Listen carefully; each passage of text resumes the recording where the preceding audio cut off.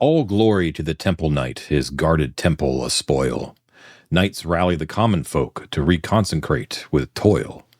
But lo, Skia stalks the shadows of henges long cast, but true warriors wielding the soul guide bear it down at long last. Welcome to 3D6 Down the Line, everyone. This is the most criminally underwashed actual play series on the internet. This is episode 10 of our Mythic Bastionland campaign, the Adamant Expanse. My name is John. I'm the referee for the evening. And to commemorate such a nice round number, we have a full house. Yes. Huzzah. And going around the horn, we have. Hello, I'm Mike, and I'm playing Sir Malachi, the Bloody Knight. I'm David, and I'm playing Sir Meridian, the Mirror Knight. Hi, everybody. I'm Matt, and I am playing Sir Brunor, the Iron Knight. Hi, everyone. I'm Ted, and I'm playing Sir Aurelius, the Dove Knight. All right, cool. First of all, we have orders of business, of course. Number one is that you must like and subscribe on YouTube. Hit that bell icon to get notifications every time we publish new material. Comment on YouTube would be fantastic. Hype us on YouTube would be fantastic. Give us a rating on your favorite podcatcher of choice. Maybe write a review on Apple Podcasts. A pleasant one would be fantastic. And to rate us a bunch of stars would be even better.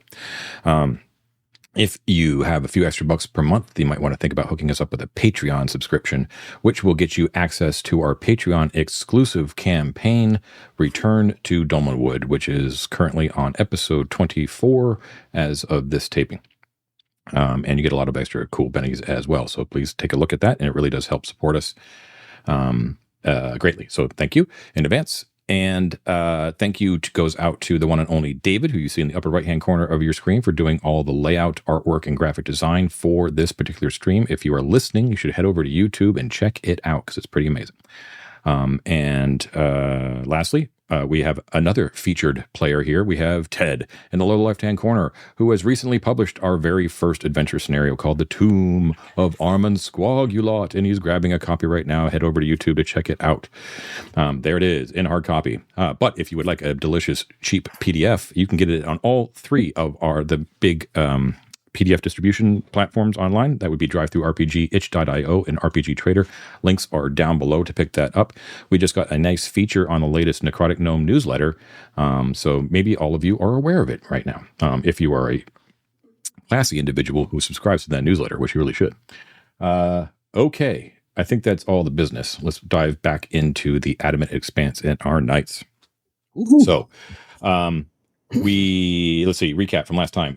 The knights brought some of the staff from the Fieldwind Muse, like the lower caste of that grand estate belonging to House Hippotrophius. They brought them to Croylhenge to help repair and reconsecrate it. That's going to take a little bit of time, about a week's worth of work, but they got them there overnight and snuck them out underneath the noses of the sleeping nobles. Upon investigating a hound's recent kill in the nearby area, Sir Malachi was also possessed by the hound within, along with Sir Aurelius. He too found that he was a friend to all animals during the daytime, just as Sir Aurelius was as well. During the night as well, Skia, the Hound of Shadow, was seen stalking the perimeter of the site at night, and then he manifested in the flesh in the morning within the shadow cast by one of the posts of Croylhenge, and it was eventually brought low after a pitched battle by Sir Croyl's spear, Psychopompos, wielded by Sir Brunor, if I believe, right? Yes. Afterwards, after the killing stroke, it dissipated. They had attempted. Their plan was to put one of the collars that they found in the Croylhenge, in Sir Croyl's tomb, upon it, but it was killed before they managed to do that. But one thing they did have was the taming collar, which was the grand golden collar, and Sir Malachi placed that on himself, and that caused the hound within to be suppressed within him.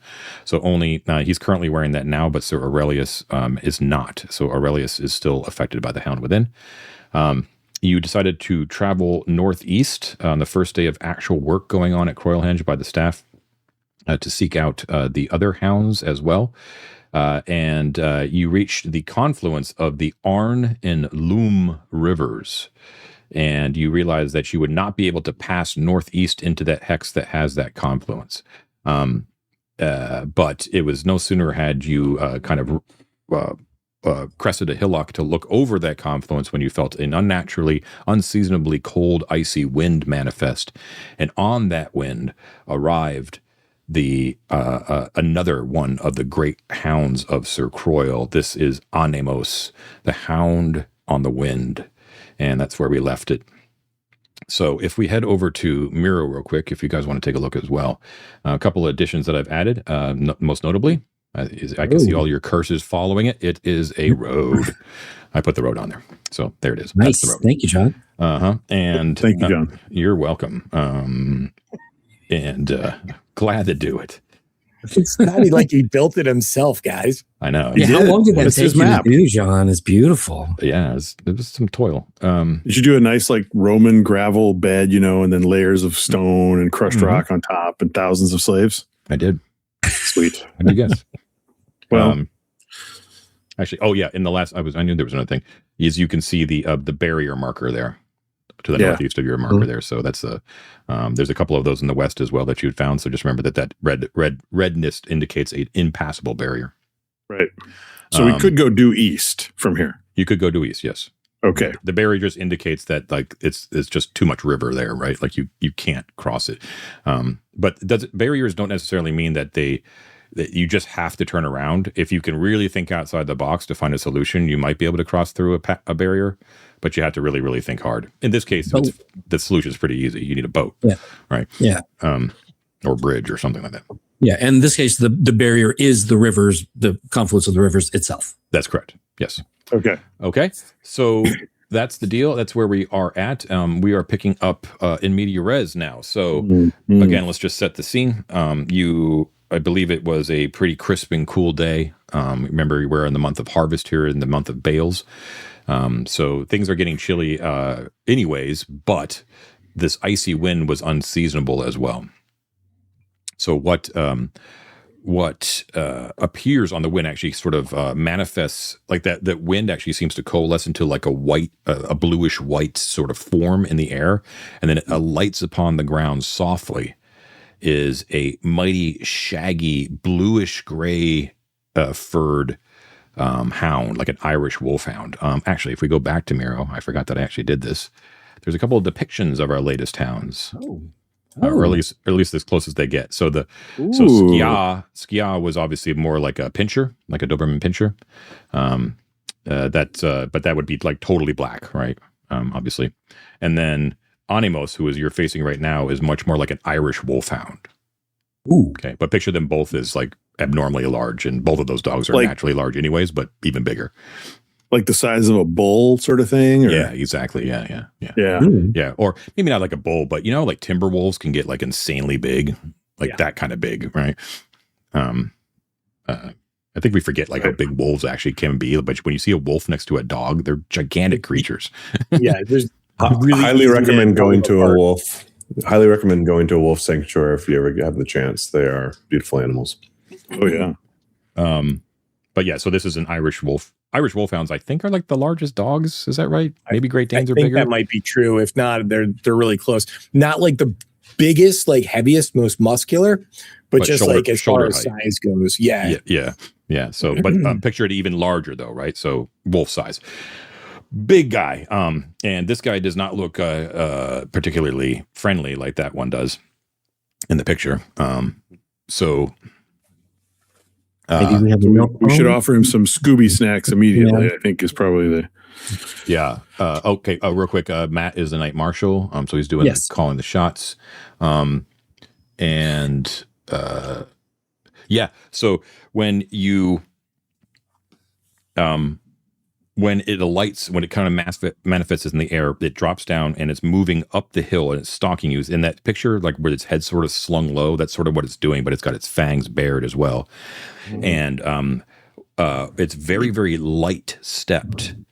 It seems to glide over the ground as it comes up and approaches you, and its eyes are locked, and they're blue and icy, locked onto Sir Brunor. Specifically, who is wielding this spear, Psychopompos, and its lips pull back into a rictus, and it growls deep in its throat. And when it does so, a cold breath manifests in the air. Oh boy. Even though your breath itself is not doing the same. Mhm, Okay. mhm. And then, do you have Davith and yeah, you do. So Yes, they would be with us. Yeah. Yeah, we forgot about that last session. Don't forget that those guys can actually fight if you want them to fight. Right? They have stats. I think we should. Yeah. But you don't have the warband, so you don't have that. Right. Now the thing bursts into motion with a blinding amount of speed, faster than Skia ever was, as fast as you might say the wind. Huh? Ooh, that's pretty fast. It's so fast that you blink, and you thought you were like had enough time to sort of pull out your blades and prepare for battle and set up a line, and then it's like amongst you, tearing, right, like fast. Okay. Anybody got a milk bone? So with that sort of Ruh-roh. surprise with like how fast it actually was, I need everyone to make me a clarity save, and if you miss it, you Okay. cannot go before it. Yikes. Everybody do that, please. All right, Mike, you go first. I currently have a clarity of 1 out of 3. Come on, you can do it, Mike. I rolled a 4. Not gonna do it, but I was really close. It's a good roll though. All right, Ted, I have a clarity of 4, and I roll an 11. Okay. David. I have a clarity of 15, and I rolled a 20. Oh shit. Oh, damn it. We were counting All on right. you, David. My clarity is 14, and I'm rolling a 6. Oh, okay. Hey. That's kind Bruno of for the win. appropriate, right? So Bruno immediately picked up on the fact that that Animos was targeting him, right, or his spear for one thing. So you had probably the most sort of presence of mind to be ready for it. But then he's just like there. He's just like right there in your face and bearing down upon you. The rest of you can't bring up your weapons in time. So it's going to go Sir Brunor, then it's going to go Animos, and it's going to go the rest of you guys. Okay. Okay. Well, I think I'm going to bring the spear to bear on Animos as I castigate him as his master would. Bad dog, stay. Okay. Sit. And I roll, a 9 and a 10. Oh, really good rolls. Okay. Bam. All right, guys. Let's see. So it seems like I should do one of those as a gambit and one of those as damage. How about... Oh, and that's a strong gambit, so he's not even going to be able to do it. Mm-hmm. So how about I stop him? That way, at least we can kind of contain him, since speed seems to be his thing and movement. Okay, sound good?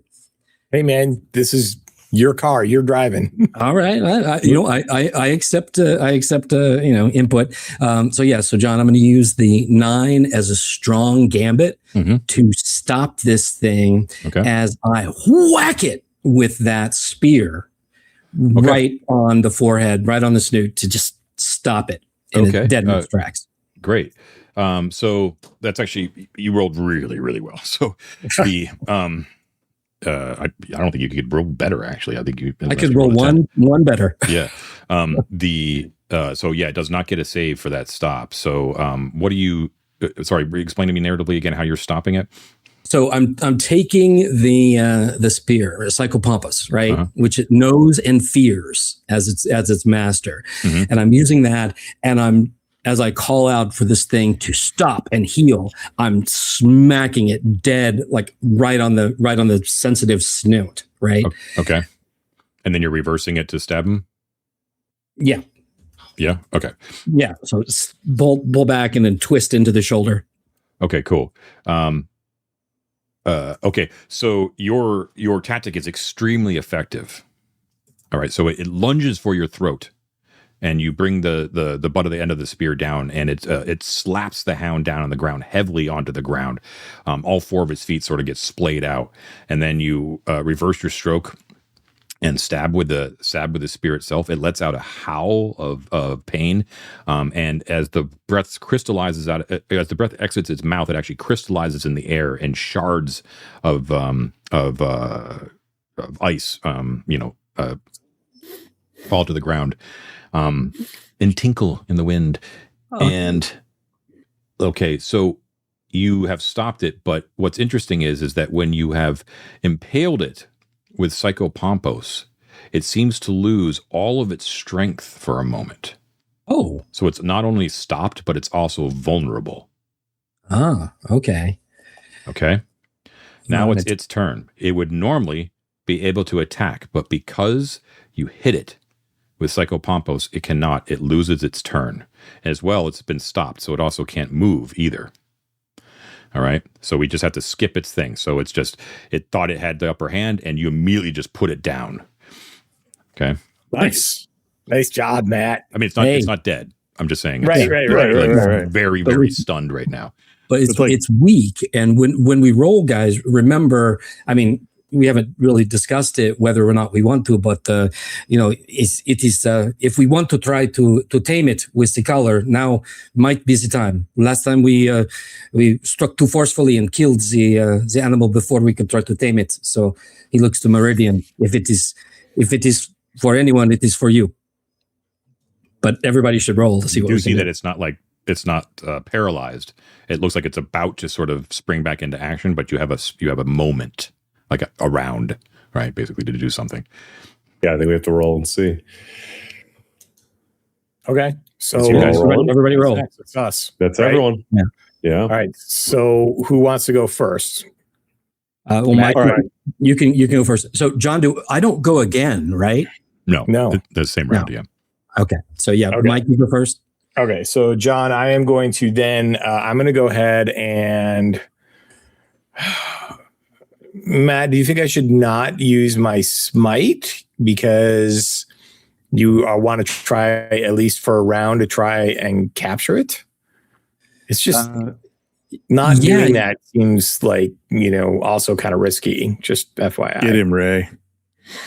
It's what would the Iron Knight do in this situation, Mike? Well, the Bloody Knight would seek to free the blood. All right. Then I'm going to go ahead and use my smite. I'm going to use my long axe. And I am going to also bring my horse to bear. Okay. I am going to roll a 10 on my D10, a 9 on my D12, and a 2 on my D6. Okay. All right. So your horse does not trample, but okay. Ted? Right. Well, I am still impaired. I have a spirit of 0. I'm very depressed and of low energy, and I'm not really feeling all that cool about combat and stuff. So I only get a D4 to roll, unless John has changed his mind about my ability for the Strike of Serenity. No. Oh, well. Didn't think so. I mean, it's a wounded target. It's just sitting right there, but whatever. All right, so I'm going to roll. I rolled a 1, so I don't do diddly/squat. Okay. Okay, David?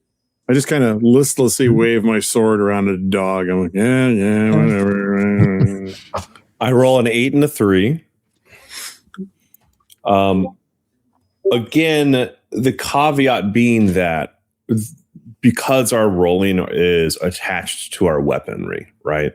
I don't know how in the fiction we determine a thing like trying to snap a collar on a dog that's trying to kill me, especially in a simultaneously round movement scenario. So I think that's something that we have to maybe discuss for future use cases as well. Because it's a gambit.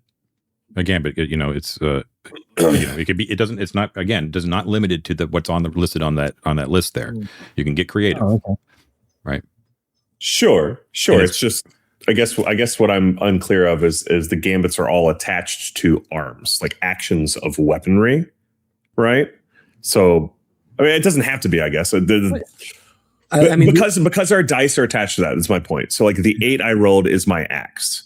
How am I attaching a collar? I'm not trying to be annoying or pedantic. How am I attaching a collar? We could just defer it. You could just say it's the collar or whatever. I mean, you could flourish your axe to distract it, and then If you sure, right? Sure. Within the fiction, we can. I'm trying to figure out the sort of like realm of flexibility within the rules themselves. This isn't about like us. You know what I mean? I was curious.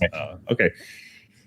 So yeah, I mean, I think with that, I would attempt to continue the stop action by virtue of a collar grasp. I would try to affix this collar on its neck if it has a corporeal neck. And it does. That would be the use. And because it's an 8, Hound, and because that's an 8, it's a undeniable one, right? Yeah, it's a strong gambit, so he doesn't even get safe. Yes. Right? And then with my remaining 4 roll, I would move out of the way. Smart. You got a 3 though. Hold on. You got a 3 though, right? 8 and did I say 8 and 3? Maybe my dice turned. Then it was a 3. Never mind. Okay. So you're attempting to put the collar on. Okay. That's it. Yeah. Okay. All right. So I still have mine, right? So kind of going off of this, you can't dismount a creature with 4 legs, right? Like I can't knock it down, right? Like, would that be something that you could use a gambit for, John? Would be to like pin it? So that make it easier. That would be a like a greater effect, like a strong gambit. And I mean, I have a 10 and a 9 to work with, so I could do. So if I can use a greater gambit to basically pin it and make it easier to collar, then that's what I would try to do. Yeah. Mm-hmm. Does that make sense? Good. Yeah, Mike. What if you were to use the 10 to do that as a strong gambit, so that we don't accidentally kill this one too? Well, I don't have to do any damage to it at all, Matt, if you would rather not. My other gambit could be used to pin it, and then it's already stopped. I'm just, for the sake of it, John, I'm going to kind of call it a dismount, right? Because I don't know how else to phrase that. It's already been stopped. It's already been dismounted. And then bolster only works for damage, which we might not be doing. You can't impair natural weapons, and you can't trap it to hold it in place. So I guess at that point, I'm going to use my 9 for damage, John, just in case this whole thing doesn't work. Okay. So you're doing 9 for damage, and then 10 you're doing a strong gambit to pin it to the ground? Basically, yeah. Okay. What are you using to pin it? I will use, so smite. So the 2 dice are from smite and from my long axe, right? So I'm going to basically use my long axe to just basically hold it to the ground and then gouge it with like the bearded edge of the blade, right? Okay. And drag it down. And I have to make my save still for my vigor. So let me know when you want me to do that. Yeah, go for it. Okay. I rolled a 17, so I failed. So I can no longer do any feats. No feats. You are fatigued until we have a moment to breathe. Now, you chose to do a greater effect with your strong gambit, not the no save option. So it still gets a save against your attempted pin. Okay. It does save against the pin attempt. So it's trying to right itself, and your blade goes awry.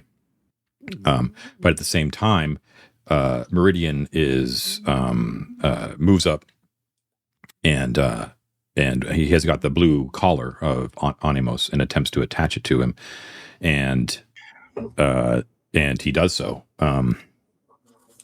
So when the collar snaps around the Hound, it didn't even see it coming because it was so busy sort of avoiding Sir Brunor and Sir Malachi. It was like an audible click.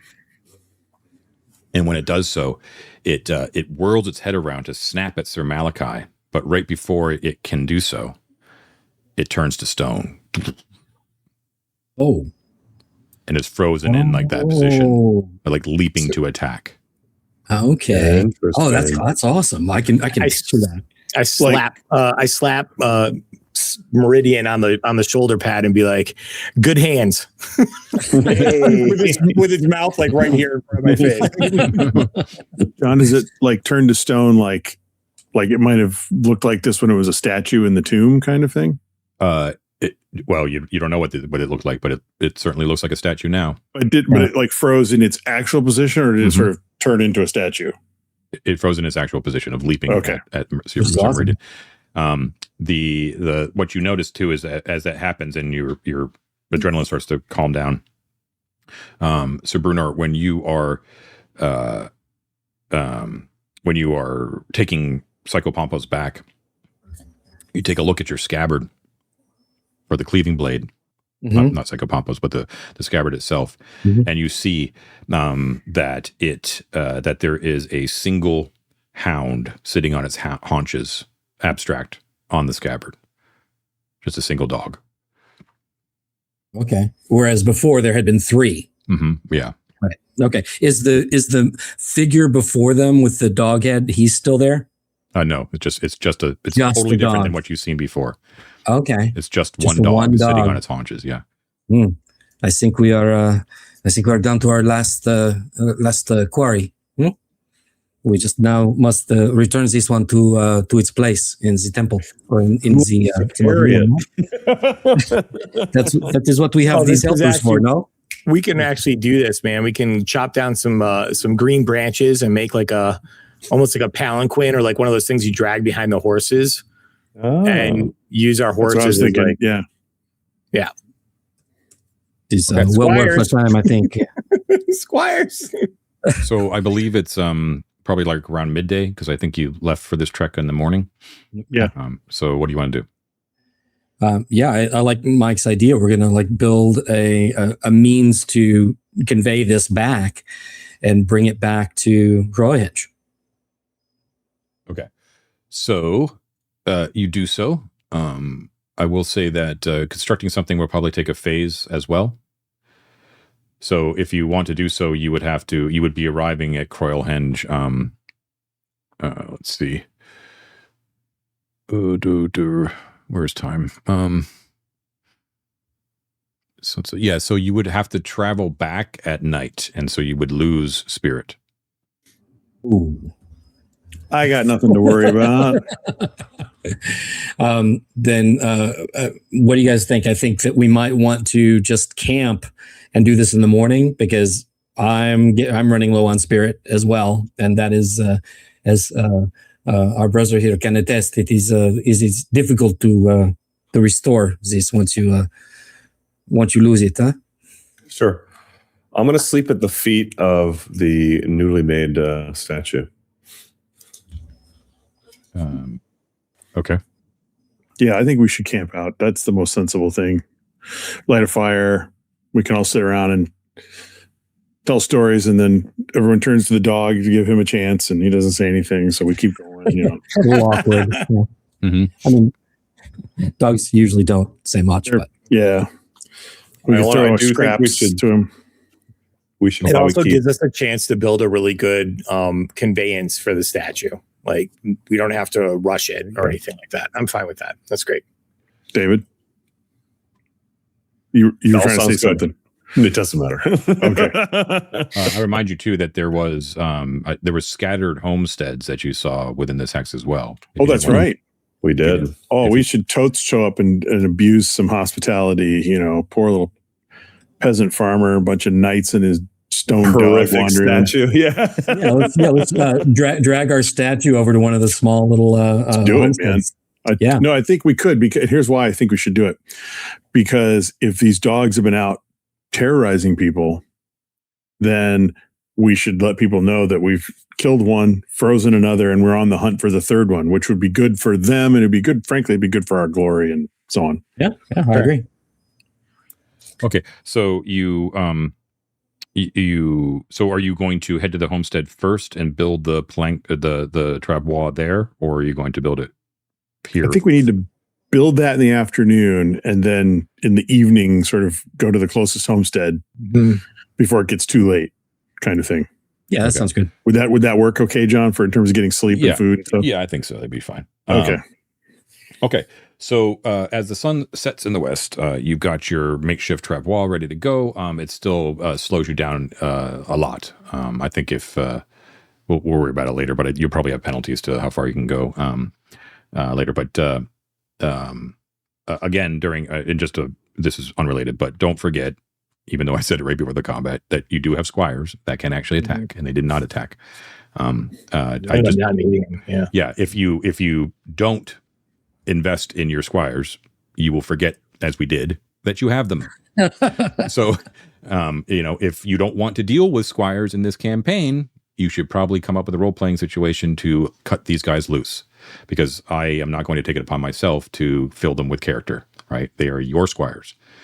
Okay. My squire. My squire. Okay.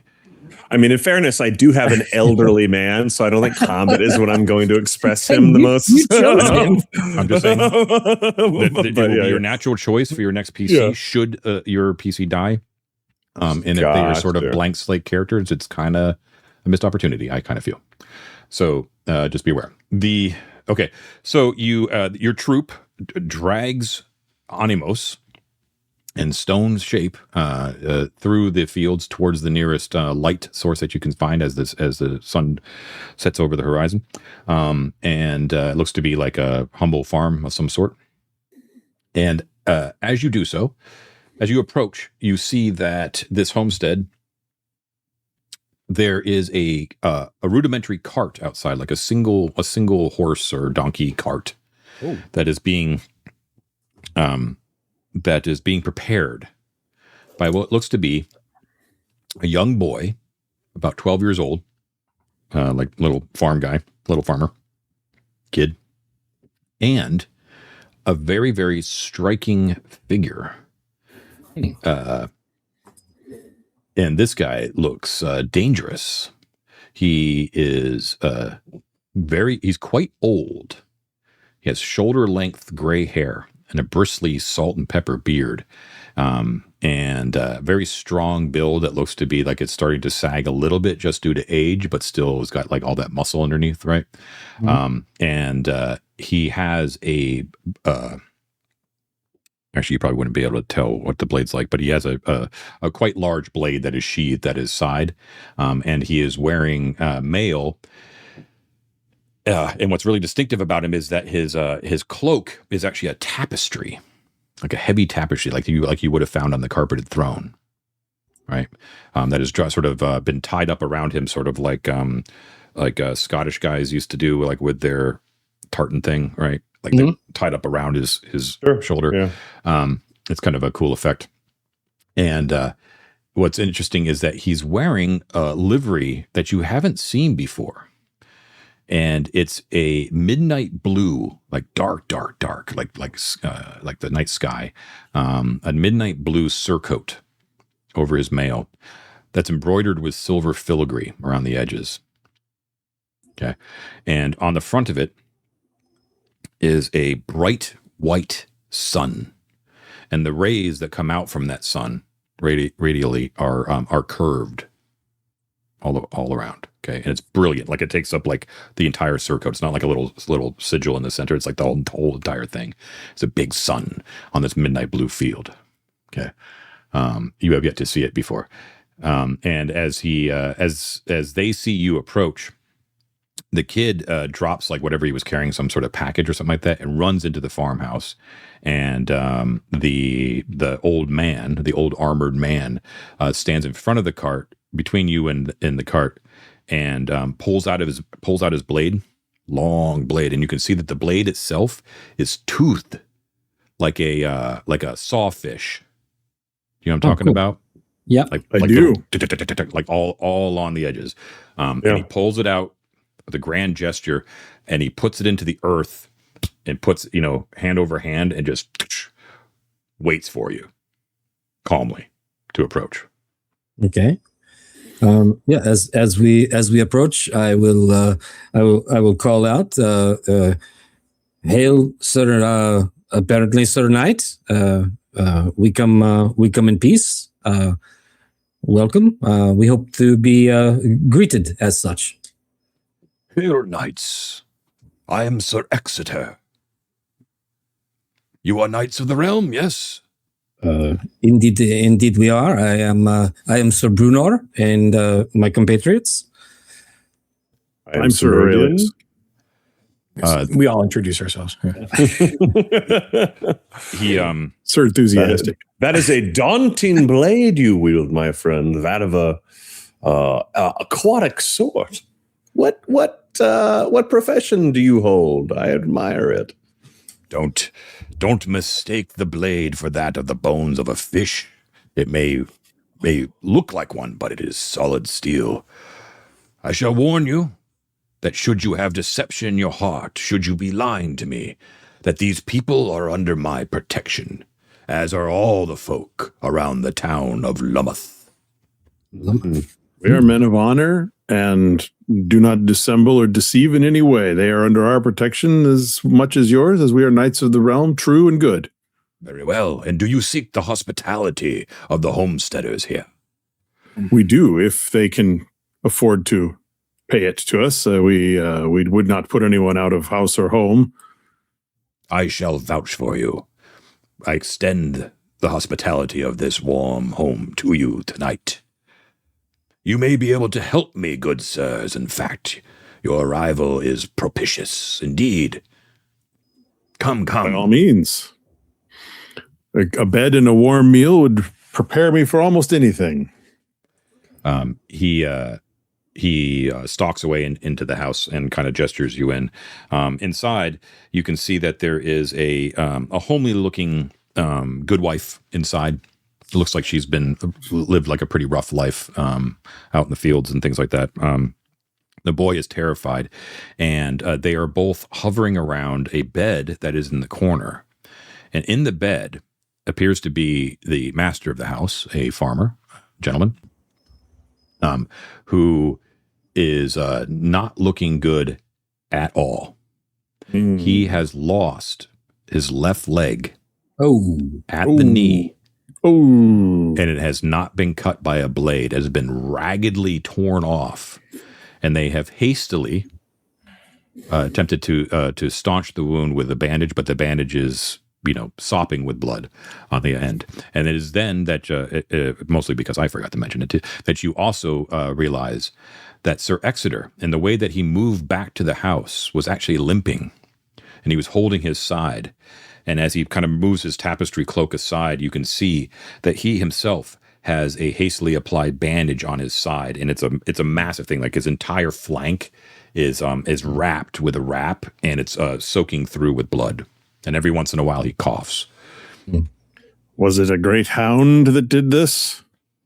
It was, sirs. You must have heard the rumors of the hounds roaming free again in the land. Well, surely it may have looked. Yeah. Did you not? Yeah. But one remains, for two have been vanquished by these hands. Is Not it true, these then? particularly. I was basically pretty useless the last time, but those those six hands over there did a nice job. So it is not merely an ornament that you bring with you, then? Is that one of them? It is the hound itself.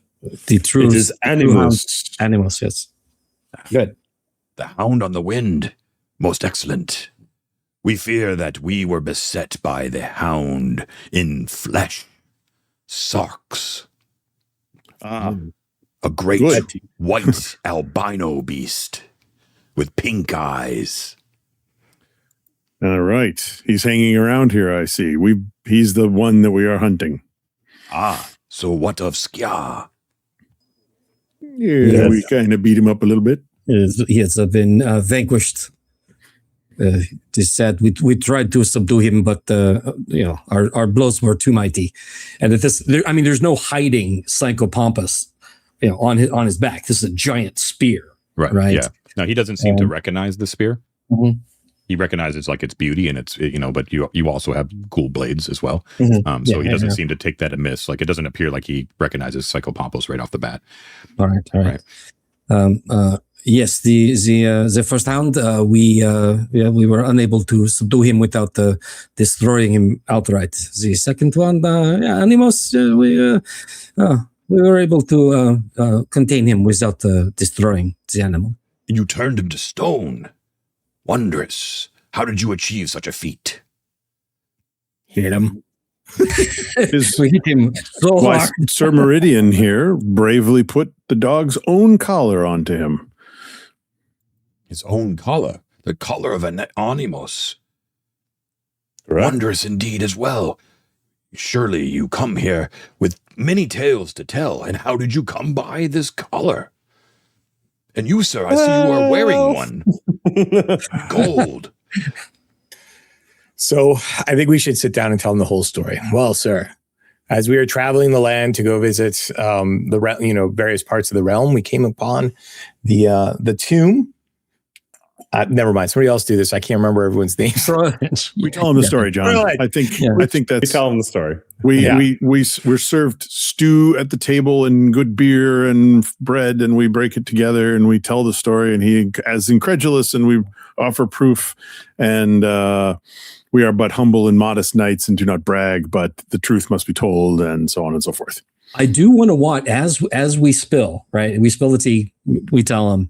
I want to watch his reaction, John. I want to see if he is reacting as one of the. I forget the name of the four heads. Tetracephalon. Tetracephalon. I knew it. Thank you. Because we knew that those the old families kind of look down upon Crowhenge. They don't respect it versus the people who do. And so I would expect him, if he's not, completely inscrutable, would be able to tell if he's like, kind of which side of that line he falls in the telling of this tale. It's very obvious that he is on the side of you guys and Croylhenge. When you tell him this story, he is amazed and shocked, and also greatly saddened to hear of the fate of Sir Darrigan. When you kind of relate to the fact that you intimating that the members of House Hippotrophius don't seem to really care that much about Croylhenge and disdain it, he growls underneath his breath, and he says, "Such is the state of affairs in the kingdom now, that we have the second sons of second families seated at the right hand of the queen and the sidereal guard. I myself," and he shows his tabard, "was once a member of the sidereal guard.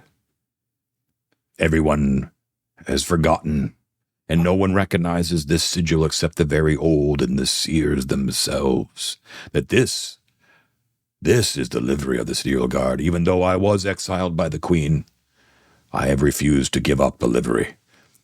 But such is the state of affairs now that the houses themselves refuse to wear that livery and wear their own blazons, even though they serve as a sidereal guard." You seem like a man of such honor. What possibly could have happened to earn the disfavor of the queen? She seems like an honorable person as well. She is. I feel her hand was forced in this. Although I must admit that some resentment still lingers in my breast. There is a house of the Tetracephalon. If you are new to the realm, you may not have encountered them, known as Kiriotetkon. They were resentful that they had no sitting members on the sidereal guard at one time, where all the other three houses did. And they had petitioned the queen for many, many years to no avail to open up a seat for one of their witless heirs. They decided to take matters into their own hand, and the house arranged for one of their daughters to seduce me. Oh, see, now the tale is getting pretty good. Now, I must take the blame for myself. It's not like I can't control myself when needed, but the woman was so fair. And I did not know that this was a ploy by House Kiriotetkon. And so, yes, I loved this woman. She was impregnated, and she bore an illegitimate son.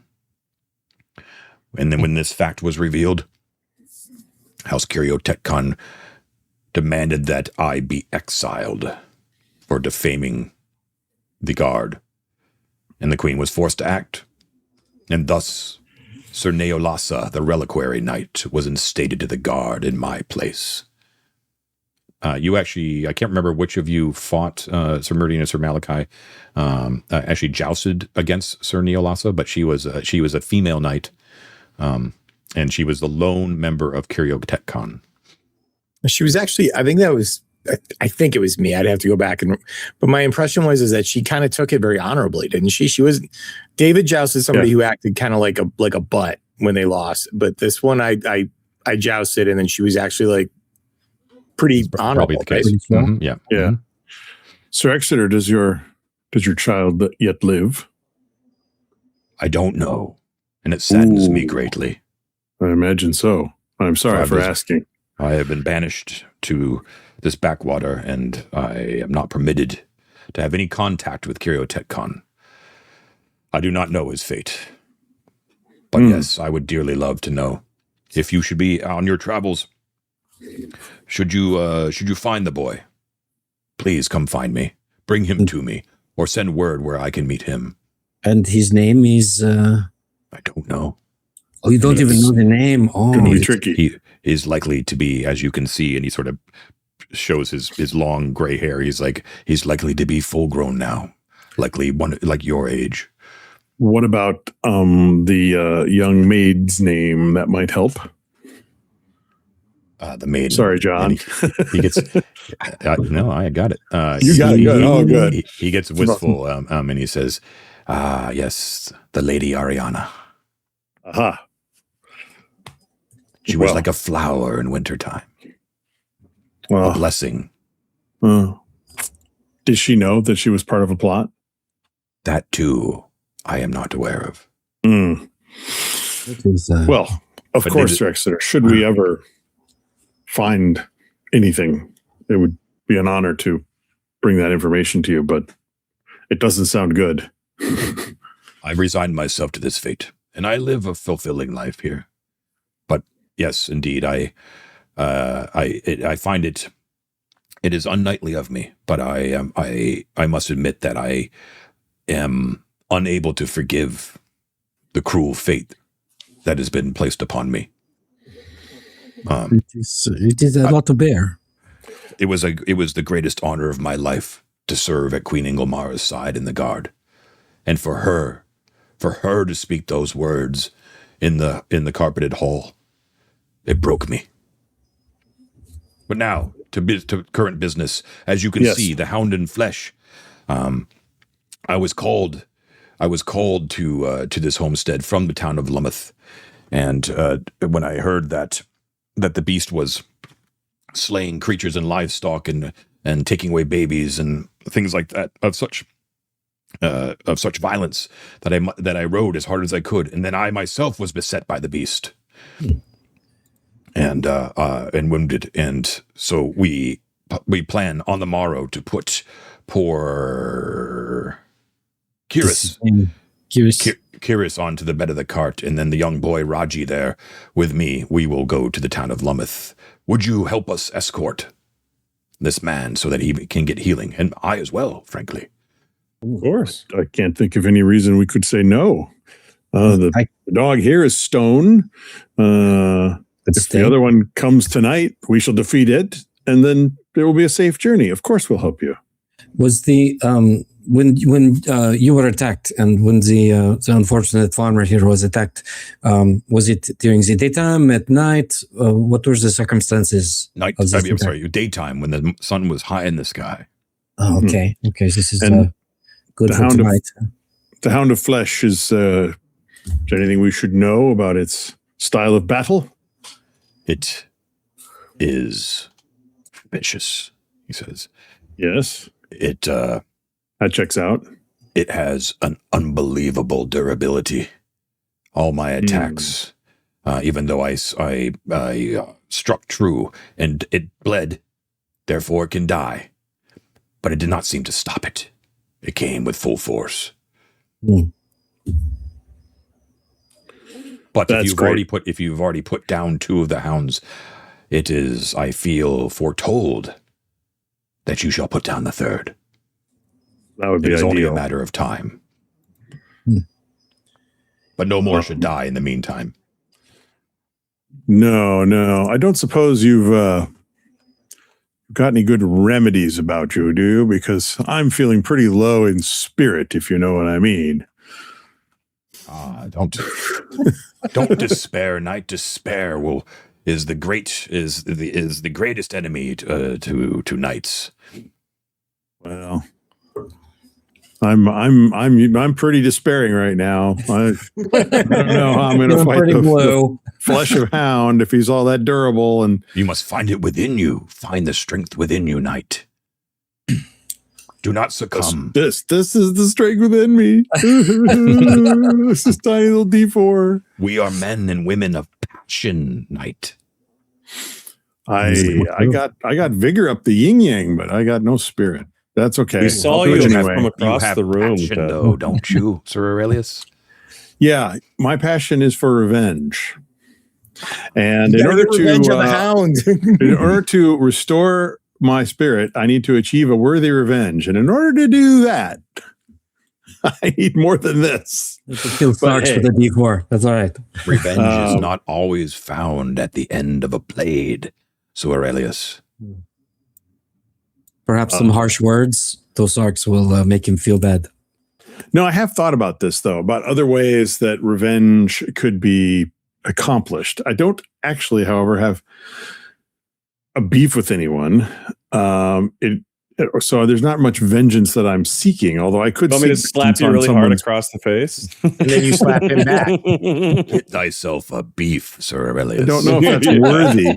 But you know what would be worthy revenge is if we could somehow, for example, if Sir Exeter here were to acquit himself with extreme bravery and honor in this battle, and we could take that back and throw it in the face of the knight that replaced him on the Sidereal Guard and have them removed, that would be a worthy revenge. She was kind of nice. What's that? She was kind of nice. You got to get revenge on the people who actually set it up. That's not actually the Sidereal Guard that you fought, though, was it, John? It's just the same member of the house. Or was she? No, she was. Yeah, she got his spot on the Sidereal Guard. Yeah, that was who got the spot. Yeah, Sir Neil Lassa, who was a woman. Oh, I thought you were saying that's someone that we had met. I suspect you can find a beef and a revenge of a more approachable scope than another grand adventure. It's a very good goal. It's a great goal. It may just, not be achievable without the revenge being found and the restoration occurring sooner.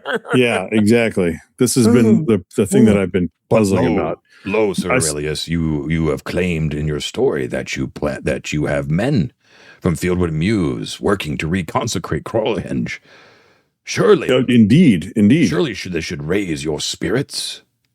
Well, I think it will be a marvelous thing, and definitely will raise my spirits quite a bit. But I think that to properly sanctify the Croyle, we really will need to put the artifacts back in. Is our belief? Perhaps not. It is right and good. You have respect for Sir Croyle. They say revenge is a dish best served croiled. Oh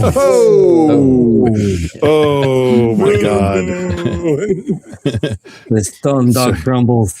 Let's not make a YouTube short out of that. Oof. He says now, so the woman and the boy, Raji, are busy after they sort of, the woman makes you some food, but she's distracted and, but she's doing her best to sort of show you as much hospitality as possible, but she's leaving it all to basically to Sir Exeter to sort of host you. So they're sort of busy with Kiris with his missing leg. And he's moaning on the bed, semi-delirious, semi-conscious, the whole 9 yards, pretty bad. You can see that that Exeter is being very polite and welcoming, both as offering hospitality and trying to deal with you as fellow knights and all that kind of stuff. Right. But you can see that he's old and he's wounded, so he's starting to fade a little bit as he talks. Yeah, Mike. John, is there any useful labor that I can do to help the farm, like go chop wood or, okay, then I'm going to, while they're making dinner, I am going to go and find some way to be useful.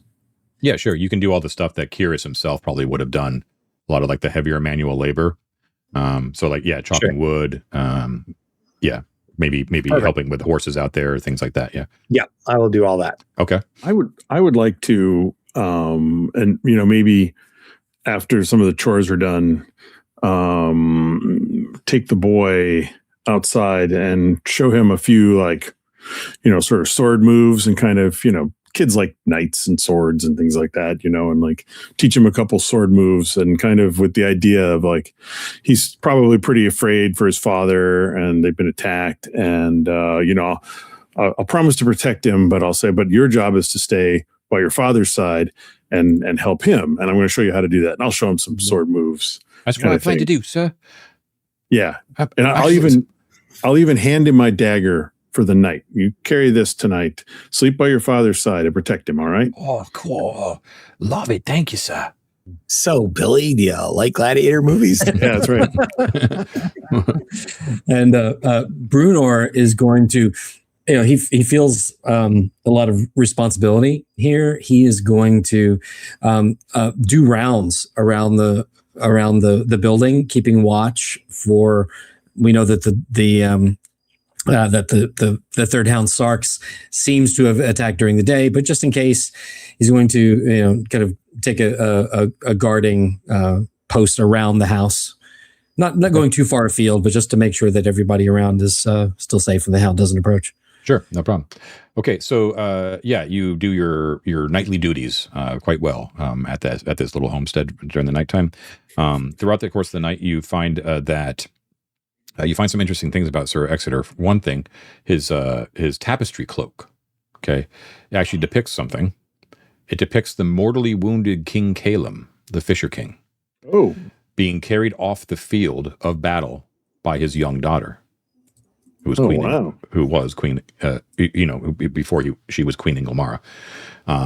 And when you comment on this, he actually tells you he tells you that this is a secret that I've only told my fellow brethren, and I have not spoken it since I've been exiled. But you are worthy knights, and I shall impart it upon you. As you can see, my advanced age, and he sort of smiles grimly, and he says, if you can place my age within the recent histories of what has happened in this realm. I myself was one of the fellow companions of Sir Croyle when we both served on the guard and we fought at the Fisher King's side during the Wars of Worth. So you can see how painful it is to me that his daughter was the one to exile me. Is this tapestry from the Carpeted Throne? No, it is an affect that I have always liked. It keeps you much warmer than wool. Are you the tapestry knight? No, I am the gazer knight. Oh, gazer knight. My eyes can glimpse fate at necessary times and change the course of it slightly, ever so slightly. I can nudge it in my favor. Not enough to save me from exile. But like really good at card games then, right? Backgammon mostly. He says though that it was his he was noted at the time, like before that line took control, that dynasty took control. He was always known for wearing that sort of tapestry cloak, and that is what gave Queen Ingilmara the idea to decorate the hall with tapestries. Oh, okay, he definitely made his mark. Yeah, I'm sorry she exiled you. She desperately needs wise counsel at her side. I fear this is the case, for the realm is slipping into danger as the myths stalk the land. And the people there are much privations as well. And we can put the blames, I feel, squarely at the feet of the Tetracephalon, who still bear ill will towards Queen Ingilmara and her father. No. You do too know that Kyriotechkon translates to master craftsman or architect sort of thing. So Kyriotechkon is the house that is, again, remember, like all the current houses in their current iterations have their toes dipped into many different income streams, right? But their foundation of their wealth is tied to their name. And for Kyriotechkon, it's for crafting. So it's ores, mining, and metalworking. Which you also know, unrelated, is also how 10 Turrets, the holding of 10 Turrets, makes most of its money. and Master Fallowfield also is rich because of that. Yeah, but wait, is 10 turrets kind of the domain of Curio Tetcon? No, that's why I said it's not related, really. Okay. They're you don't know where Curio Tetcon's house is, but but I'm just pointing it out that there are two powers in the realm that sort of kind of claim, mining as their purview. Okay, so you have a relatively pleasant night, although it's you're doing your nightly duty and you're very, I would assume you're worried about the status of Kyrus and probably Sir Exeter as well. But let's find out what they do on the morrow after we take our first break. So let's do that, and we will be right back. Okay, we are back. Bladders empty, beers full. All right. Was there anything you wanted to do else at night?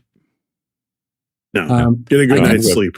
The only other question I have, John, is there anything that apparently that we would need to do to keep this guy from dying overnight? Like, does he seem stable enough? He's stable enough. Yeah, he's stable enough, but he's not great. Okay. So, so the night passes uneventfully, relatively, although your sleep is disturbed kind of by the constant moaning. You realize that you're in the presence of one of the great knights of the realm, or what used to be one of the great knights. And the overall impression that your knights have, I don't know if you as players have gotten it, is that this is the exemplar of what the Sidereal Guard used to be, right? And that it is very likely that he is the lone remnant of what the ideal of the Sidereal Guard should have been at one time. So he's a treasure of the realm, but he wastes away here in these in the northern realms of Actopia.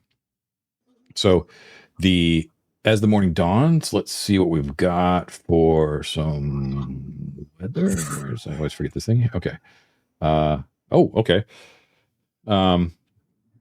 Interesting. Okay, so it's as the sun mounts into the sky, you have one of those weird days that we've actually been having here in the East Coast a couple of times recently with the rain, is you get those that summer storm sort of sunshine, right? Oh, okay, yeah, very beautiful. Yeah. The air is charged, but it's humid, and there's a light rain that doesn't move with no breeze attached to it, right? So it's just sort of kind of comes down, light though, warm, unseasonably warm for harvest, and the sky has that weird coloring where there's like a dark sort of cloud, but then there's sun that kind of pokes through at the same time. So rainbow weather is what we're talking about here, right? Very, very dramatic. It's actually quite pleasant and beautiful. Yes, it's wet. You will get wet and traveling through the rain, but it's not that sort of miserable sodden rain that you had to travel to Croylhenge in, right? Right. So it's just a light pattering. So the lots of birds out in the morning. Remember, this is like bird land right here at the confluence of the rivers. There's like tons of like wading birds and things like that. Ted, you want to say something? I have a question about our travel. The Hound statue, is the collar visibly different, or did it become incorporated in the stone? It is. That's a good question. It is not incorporated in the stone. The artifact is still there around its neck. Yeah. Okay, so I feel like we need to maybe take the dog with us so no mischief maker comes along and takes the collar off and lets it out again. That's what I was saying. I was sleeping at the feet of it because I wanted to make sure no one came and meddled. Cool. Yeah. Okay. Right. You were probably also, to be realistic, you were probably questioned deeply by Sir Exeter. Sir Malachi likely was, due to the taming collar as well. If you dished completely about your adventures in the Croylhenge tomb itself, then he is even more impressed with you guys because you have all these artifacts of Sir Croyle, and these are things that, for instance, I blew it with this encounter because he would have been this is kind of how mind-boggling it is. He is one of the men that was put the collar on him the first time. That was putting the collar on him. Oh shit! Oh, right? That's crazy. Okay. Yeah. Now, remember, that was like a small little bas relief sort of thing. So, like, you couldn't tell like individual features of those knights, you know. Sense, but when you kind of relate this to him, like that's how we found the taming collar was we found this depiction of him being collared, and he probably would have been like, I remember that day, a sad day, right? That sort of thing, right? So, a witness to history of the recent history that you've just been exploring. So, pretty cool. Anyways. So can he tell us about Sir Croyle? I'm sorry. Can you tell us about Sir Croyle? Like what exactly led to them deciding to collar him and like what the resolution was? He can give us all like solve the mystery for us. Yeah. Yeah. Well, what mystery? Like why he's like why he had the animal within, for example. Yeah. The animal within, like that, or the hound within or whatever it was. That still remains a mystery to Sir Exeter.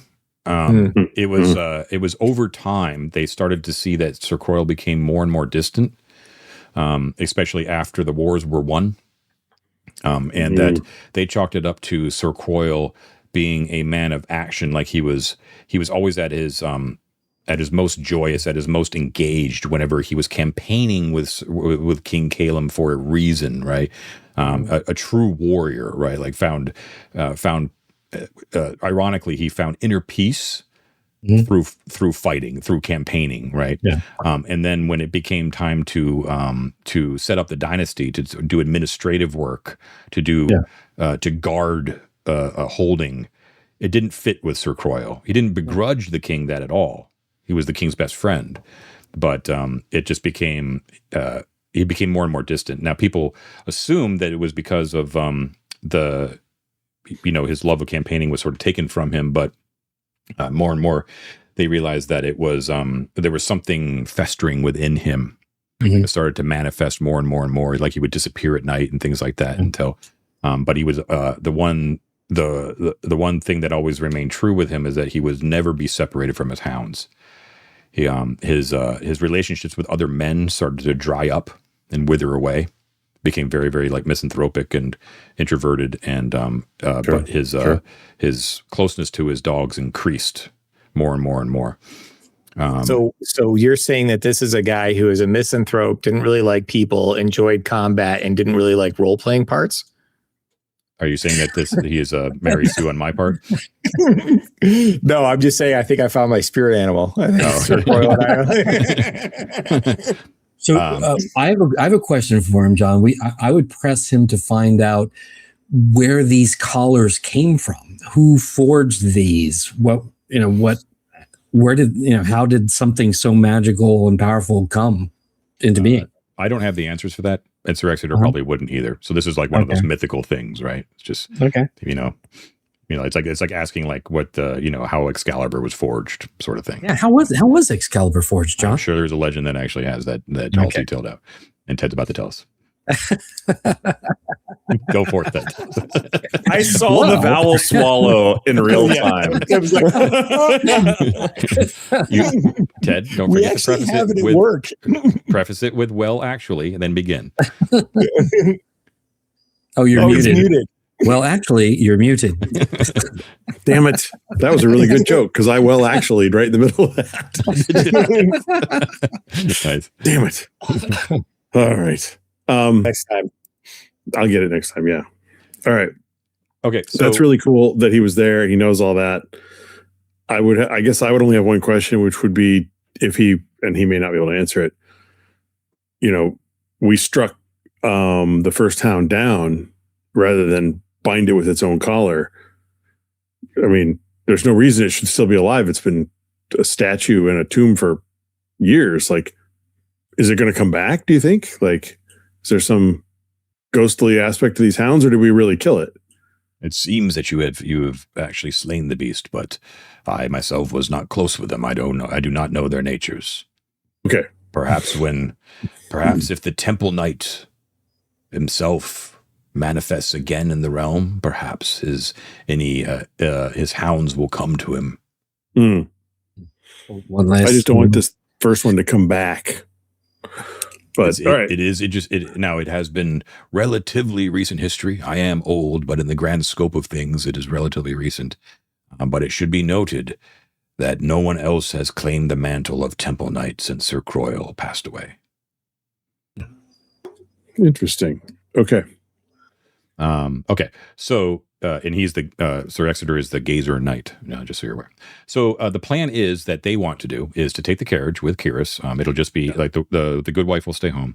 Kyrus and Raji, we're going to take. Raji and Exeter, we're going to take Kyrus in the cart eastward to this town called Lummouth, which is where Exeter actually resides. Where he's kind of found his home in exile. And that is to the Hex to the direct east of here. Oh, where the road is. Where the road, So as you may be able to discern, it is the mouth of the river Lum, thus Lummouth. Oh, okay. Brilliant. How do they do it? Amazing how that works. Yeah. That unless you have a better idea or some other plan, that's what they would like to do. I would only suggest that the good wife perhaps not be left alone with the Hound about. Should she not come with us? They fear for their livestock as well, but if you force the issue, she will go.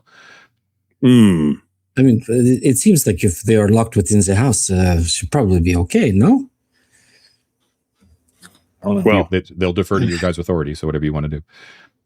Ted, let's not overcomplicate things. Let's just let her be, right? I think she may be more in danger since we are seeking the sound. We are trying to fight that she would be with us. All right. Okay. So off you go.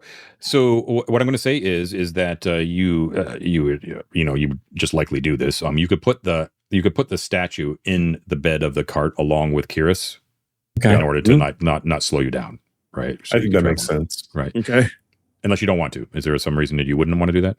Is he scared of the dog? Kyrus is delirious, so you don't. Okay.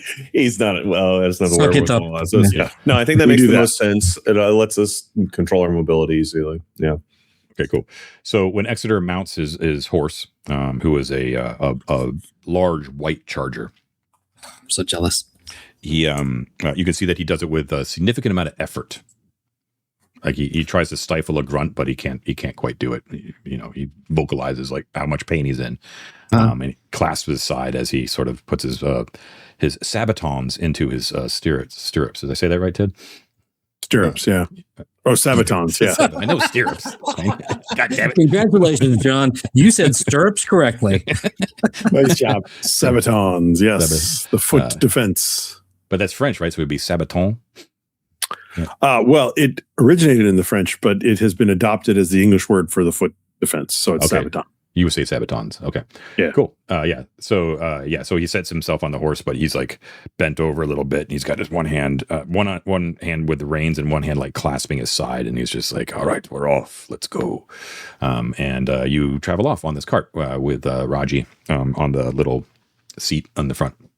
With a little ornery donkey taking you over these hills. Now there's a little bit there's a little homestead, as I kind of said in the last session. They're sort of dotted around, but not too much. Like you're mostly in wilderness here, right?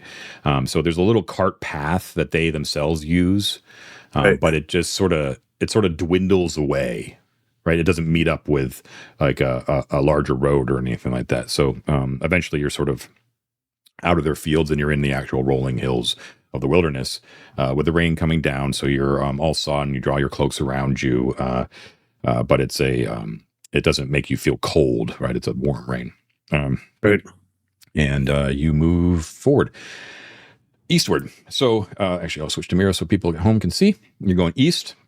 So John, I'm going to try, since we don't want to attract the third dog while we have these wounded people with us. We want to get them to the town first. I'm going to try to keep that the spear kind of as much under my cloak and out of sight as possible, because that seems to kind of like draw their attention. Sure. Good plan. Understood. Let's see, where do I have it here? Yeah. So as you are moving eastward, you can move your icon into that next hex to the east. You see there's more and more signs of civilization. As you get closer to the road, it becomes much more what's what's the word? Civilized? Yes. What's a plowed? What's the word? Like cultivated. Right. Cultivated. The land itself is much more cultivated. You see a lot more people. There's like farm properties are sort of abutting each other and divided by hedges and fences and things like that, right? So much more agrarian sort of civilized area here along the road, and very, very fertile because it's being fed by the river Lum as well, right? So Sure. interestingly, as you get closer and closer to this town, what you see more and more of are actually grazing pigs. All right, and not wild boar or anything like that. These appear to be domesticated pigs, but they seem to be free roaming throughout the fields. And the fields themselves seem to be have a lot of fallen fruit and things like that, like from trees. That are sort of scattered about, that have fallen because of the season and harvest, and the pigs themselves are feasting on the dried and scavenged fruit. And then you finally come in, you approach what appears to be the substantial settlement of Lummouth. So it is where the Allstone Road meets the River Lum, and it is crossed. The road turns into a bridge called the Bridge of Flowers, so named because the fruit tree blossoms that coat it in the springtime. Now, you have missed that because you haven't visited this town in the springtime. So the bridge itself has the remnants of fruit tree blossoms, but they're all sort of wilted, right? And now they're being rained on as well. So like a lot of them are actually kind of brushed away. So, but it is an old ancient span of stone. Strong, does not look like it has been fucked with and successfully in any sort of manner. So it's like a strong bridge that's been there for a long time. Now, the town itself is an orchard town.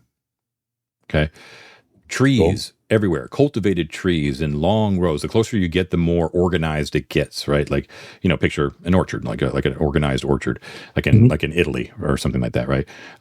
What you want to picture here, like the way I pictured it in my head, is very much like the very organized rows that you find in farms of like olive trees and fruit trees in like orange trees in Tuscany and things like that, right? Yes, of course. Yeah.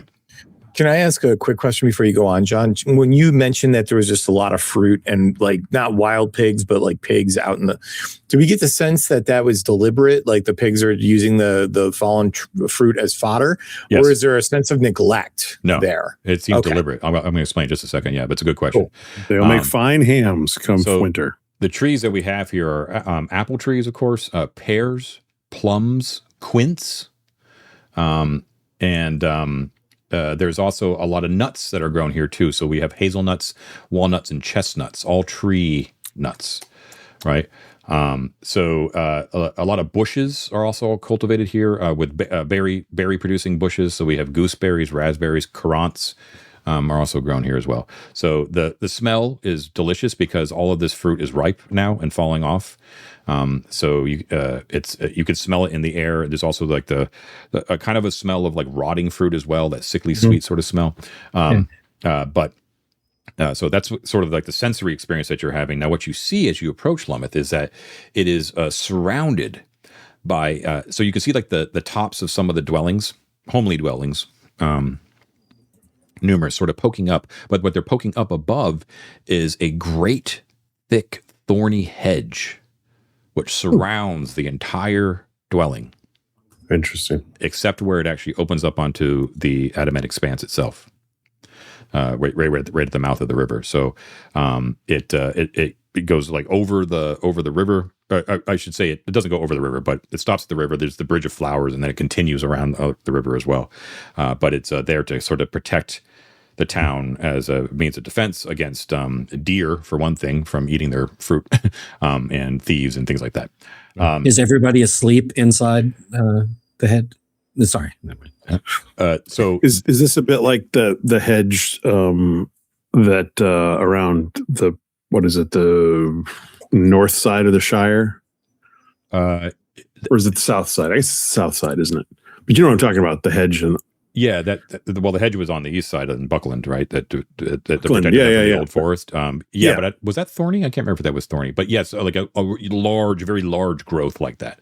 Yeah, right? Cultivated and tended in order to, it's not natural. But it's quite imposing. It's quite, it takes up all of your on the horizon as you kind of approach this massive thing. And the orchard is sort of contained within that. There are spotted trees growing wild, but all of like the cultivated stuff is inside the hedge. And the village as well.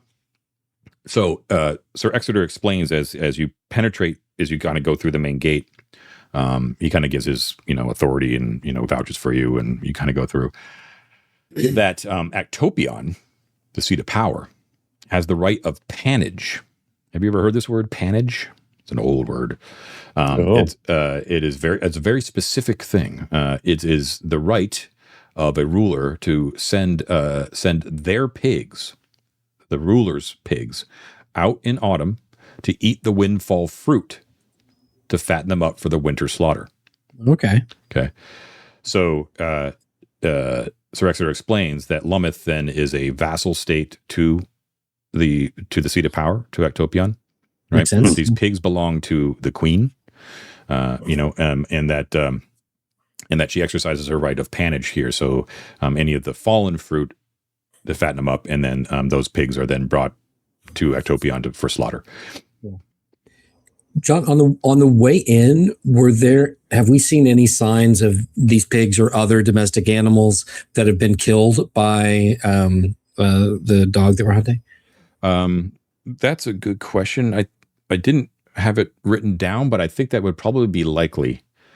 Like one here or there, it seems like a long way. Yeah.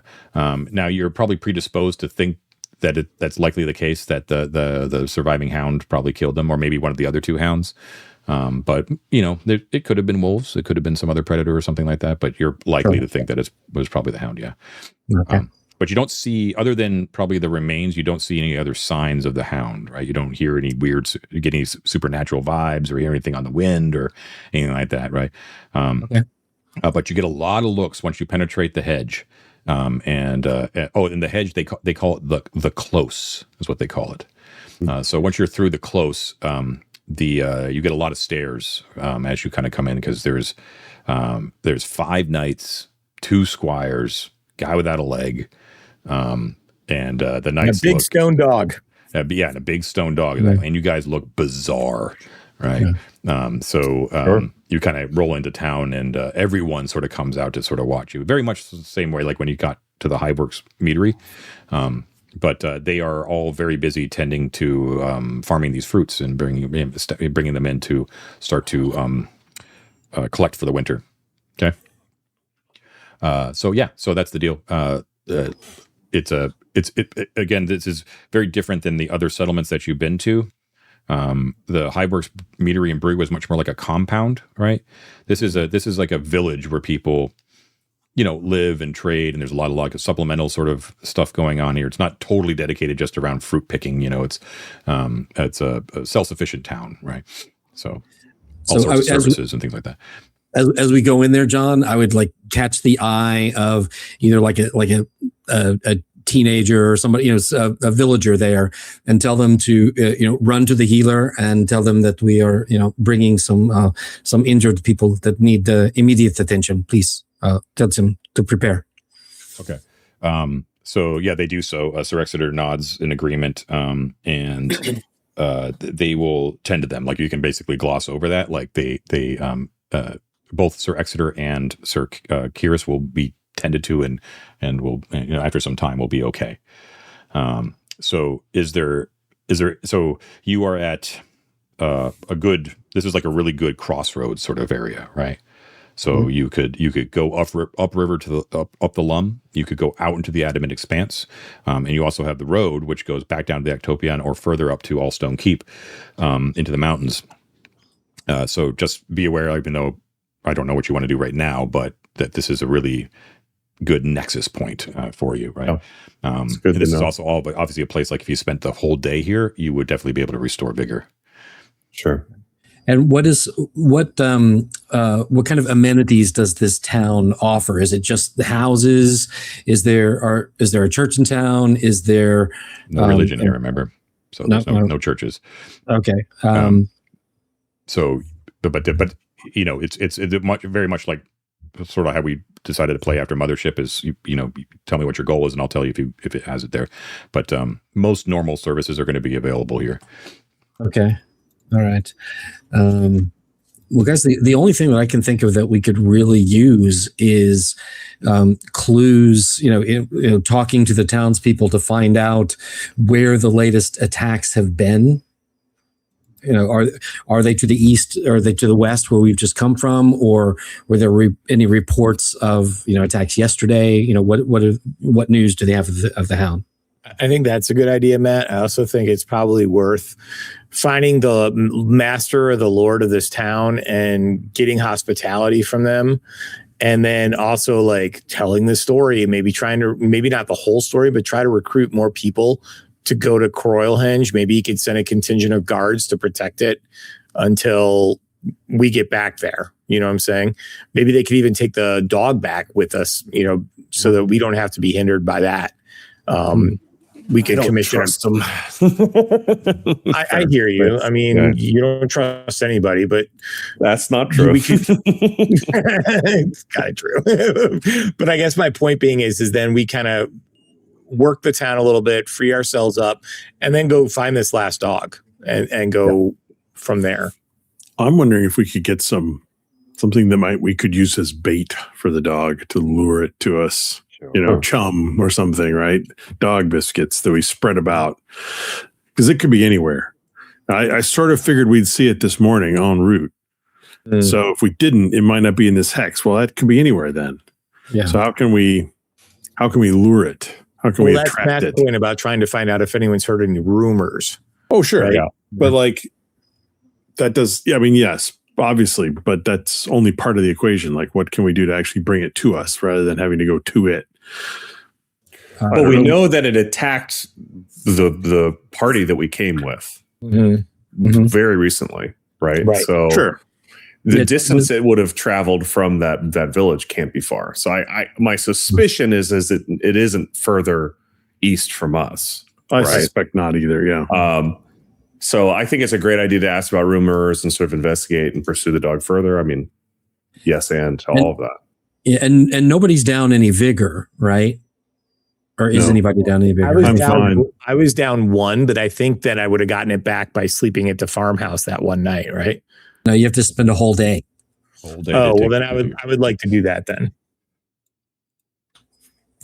So I think we could do that. Is spend a day gathering our resources, investigating the town, looking for the clues about the dog, and also I guess trying to get a sense again of where everybody's loyalty lay. Like, is this town loyal to the queen? Does this seem to be under the sway of the tetracephalon? What's You're right. Okay. So yeah, good stuff. So before we take our second break here, this is sort of what you glean from sort of info gathering here. Okay. One is that it's very much like a communal government. So there is no really head here. Like an authority. They all work together. But they do all to a man pay fealty to the queen. So this is technically this is land that is claimed directly by Queen Ingomara. Like this is king's land, right? So that's kind of interesting. So you kind of learn from talking to people that this stretch of land, this sort of isthmus between the two bodies of water, which is Actopia, right, is generally considered to be like the core heart of the realm, right? Centered on Actopion itself, right? But there is this house, this very powerful house that's like right in the middle of it. House Hippotrophius, right? Fieldwind Muse, which has all of its horse fields and all that kind of stuff, which is in direct opposition to the queen, although it tries to play a cool game with it, right? That sort of thing, right? But it's fairly obvious. So there's this sort of a rift like on the map, right? Like where like Hippotrophius sort of bisects this claimed land by the queen, right in the middle of the isthmus. You understand if you're looking at the map? Yeah, I see what you're getting at. Yeah, more or less, right? This is all sort of nebulous. There aren't clear political lines or anything like that. But so they are they're queen's men here, right? Is what they are. Does that mean that they think like they all have the same opinion and like really high opinion of the queen, that sort of thing? No, not necessarily. Some people do, some people don't. You know, it's all a sliding scale here. But more or less, they are fine but resentful about paying their taxes when they're asked to. You know, the queen has never done them wrong. If they've ever, they are frequently targeted by the mountain clans, and that's about to happen. They're all very nervous about this because, as I said last session, the mountain clans from the Restless Peaks, they tend to migrate south in search of raiding and food that they can't get because there's no natural resources up north. So that for the winter time, like they're like a raiding sort of people, and so they look for like easy pickings, like here, right? Which is why the close was raised. But the queen. When she can muster the troops, she will often send troops reliably to defend Lummouth. And whenever they determine that the queen can't send troops fast enough, Allstone Keep will send them from the north. And that's the one up to further up the road. Further up the road. And remember, right? that's Lord Todenstern, who was the resentful older brother of the queen. Right. So that's sort of the deal with Lummouth. Now when you ask about sightings of the Hound, you get some juicy information. Indeed, people do say there's numerous stories of all three of the hounds depredating, like with depredations here in the general area. But when you ask specifically about the Hound in flesh, numerous people tell you that when the Hound appears, it manifests out of a pile of flesh and bone. Yeah. Right. Sometimes unexplicable. Chump. Why, we need chump. And what they say though is that they are worried that the Hound plans to try to infiltrate the close itself soon, because their graveyard, which is outside the close, across the bridge to the north, a little bit, it's like removed from the town itself. Some people have reported that there are a number of upturned graves, and all of those upturned graves were freshly dug victims of the hounds. And the people who were tending the graveyard or happened by it and stuff like that saw that the graves were upturned and the bodies disinterred, so their flesh and their bones were open to the sky. And they fear that is where the Hound will next manifest. And it is the closest it will ever have been to Lummouth itself. This is good information. Vigil. Indeed. Right. In the graveyard. Were the bodies reinterred or left as they were?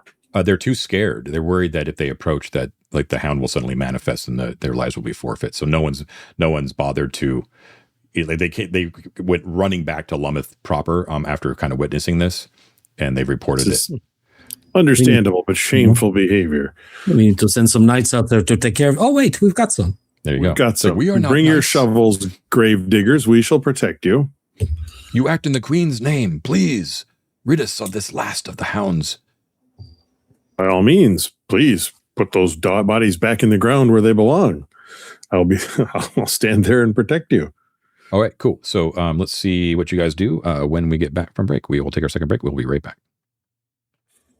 Okay, we are back. Bladders empty, beers full. Okay, so you've got a story about where they're worried that the Hound the Hound in flesh may appear out in the graveyard. In the graveyard, which is an awesome place for the final showdown.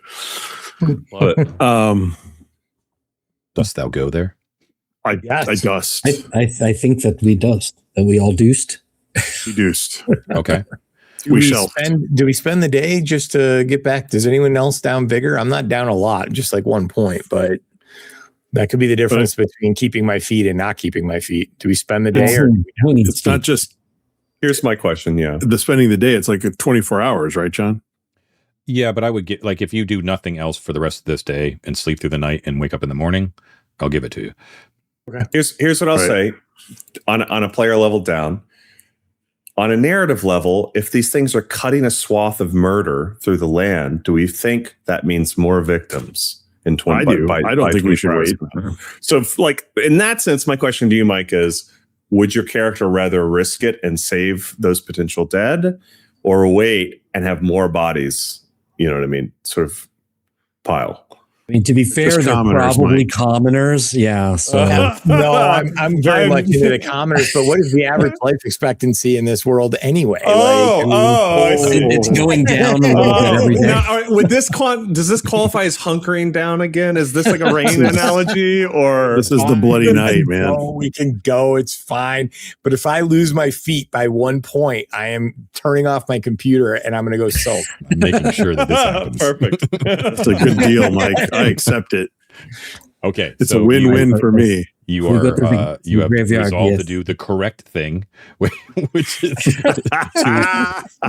protect the realm. Yes, look to the O's whenever in doubt of what to do. Okay, so I don't think Mike was really in doubt. He knows what he wants to do. But yeah, we'll go to the graveyard. All right, so so this is just going to be you guys. Do you want to bring your squires with you? Yes. Don't bring them if they're not going to do anything. I will make him do stuff. Okay, so Meridian?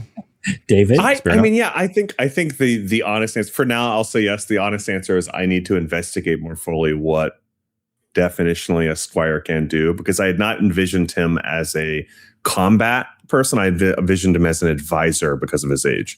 But if that means there's nothing to do with him, then I will throw him in conflict, because I don't want to neglect him. So his age makes Spare not sort of different than the average squire, but his function in the party is still the same as any other squire, right? Which is to serve you, to make your life easier. He's like your personal assistant, right?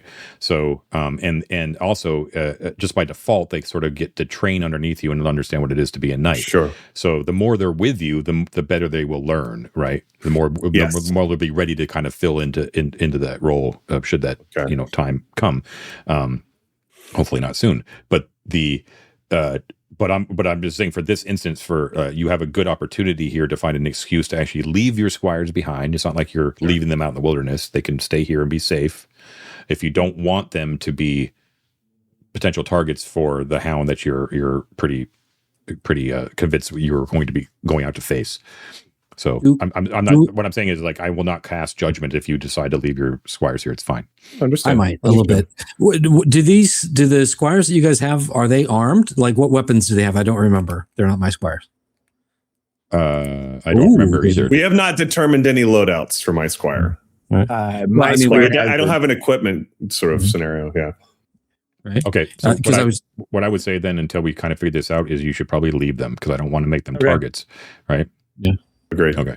Cool. Bring the old guy for a target. Come on. Unless you might be the difference between Mike losing his feet, Okay. So yeah, it's like, I think this is a genre game system sort of change that we kind of have to look over. Like, I know that our instinct is to sort of like view these guys as retainers, right? But in old school D&D, retainers are fodder, right? You send them to go open the traps and check the doors and all that sort of stuff. You go first, right? That sort of thing. And it's hilarity ensues, but we have to remember that we are heroes, and that these men are under our protection. That they're not just simple retainers, right? They're, anyways. Okay. So what do? You head out? Yes. You said the graveyard was to the north of the town. Yes. Right? So you have to cross the Bridge of Flowers and then exit the town, go through the close, and then pretty close outside the border is the graveyard. Let's bring a flagon of wine against the night chill, and you were going out at night? No, isn't it nighttime? No, if you're not going to rest today, you can choke out during the day. All right. Okay. Let's still bring wine. Let's bring a picnic. It'll be great. It'll probably be like mid-afternoon, but you're not actually leaving the hex, so it's no problem to return before nighttime. Right. Should you live? Okay. should we live? Correct. Right. We do these. Yes. Let's do it. Okay. All right. We'll do it. You mount your horses and you cross the Bridge of Flowers. This is A remarkable structure, once again, plain but very, very sturdy, and you can tell as your horses clip-clop over them. And yeah, as I said, the rain pretty much washed away the last remnants of the spring covering of the flowers. You would kind of picture it like Washington D.C. or where it is in Japan, where they have like the cherry blossoms. Like it would normally have been coated with like this pink field. It would have been beautiful, but you didn't get there in time. Okay, so you cross the bridge, and it is as they said. So the Lum here is quite wide because it's at the mouth of the river, and the on the other side is again like a large floodplain, quite open, so you can see a good distance. What you notice on the other side here is that the road starts to take a grade upwards slowly. And you can see that you've been kind of going through like hilly plains and fields and things like that in general. But now the hills actually start to mount upwards, right? And they mount and mount and mount. And then in the distance, in the haze of rain that is sort of actually brightly lit by the weird summer storm sort of vibe, the sun you can see like the hazy outlines of the restless peaks beyond. You know that somewhere up there is Allstone Keep, and likely the one of the sanctums that you haven't visited yet. Somewhere up there near the sources of those rivers up there. But immediately before you see spread out quite wide is a plot of graves. Quite large and quite extensive. Appears that for many, many generations, the people of Lummouth have buried their dead here. And the further away you go from the town, like the further you go, the newer the graves are. Right, the further north you go, the newer. And you can. What's a little bit spooky is that it's in a little bit of a dell. And that dell is deep enough that it is actually still has a humid mist sort of at ankle length all through it, right? Oh. So it's a little bit spooky. So like the tops of the gravestones are sort of peeking above the mist, those little humps, right? That sort of thing. And very Hammer films, like yes. very like yeah. But it's in the daytime, right? So it's not nighttime. Right. But it's almost spookier because of that. So it's like this sort of shadowed realm that's sort of in the midst of this bright day sun and rain. So John, I want to, when we get there and we see these graves that have been upturned and the people, the bodies that have been the seriousness and the horror of it is just palpable. I want to call this dog. I want to call, what was his name again? Sarx. So I'm gonna start. Yeah, I'm gonna start the whistles that I learned from the houndskeeper at White Burberry. Fieldwind Muse, right? Burberry. Yeah. I want to start the whistle, and I'm also going to like take the flat of the spear and kind of just rub it along the top of some of the gravestones to get that kind of like eerie steel on stone grating. Yeah, I love it. Yeah, maybe cool. A couple little spark. Yeah. Yeah. And you're whistling for it. Yeah. Indeed. No sooner do you do that, you're answered in kind. Out there in the mists, close by, you hear a howl rend the air, like a row, like a long, extended howl, coming from like a deep, deep throat, and it sends shivers down all of your spines, and it seems to be coming from the north end of the cemetery, and you see like the mist start to like roil in movement in that general area. And then the howl sort of like dies off until it's nothing. I draw my 4-sided die, John. Yeah, sir. Throw it on the ground like a caltrop. It will hurt like hell. You have this sort of feeling in the pit of your stomach, like this is the resolution of the myth, right? This is the final hound, right? But it's somewhere out there hidden in those graves. Do you continue forward boldly? Yes, Absolutely. Of course we do. Come on, I continue the whistle. Come on. The clip clop of our hooves on the rocky ground, wings furled out. Yeah, dude. Always with Love the it. wings with this guy. It's awesome. Come, Sarx. Come. It's actually a good point, Ted. Now that I kind of picturing the visual of it, because you're all mounted upon your steeds with full panoply. So you're actually all very, very visible above the mists, right? So it looks like your horses are sort of swimming through a mist, like an ocean of mist, because you don't see their legs. You're just kind of moving, and as a troop, like through the graves to like meet, the enemy in battle. Badass.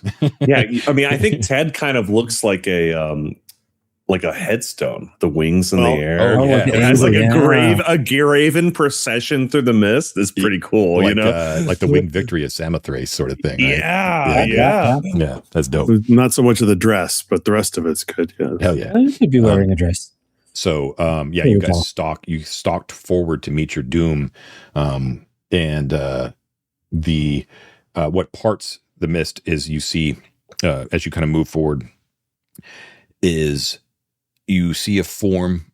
You're looking for a hound, and that's what you're anticipating, and indeed that's what's kind of what approaches out of the mist.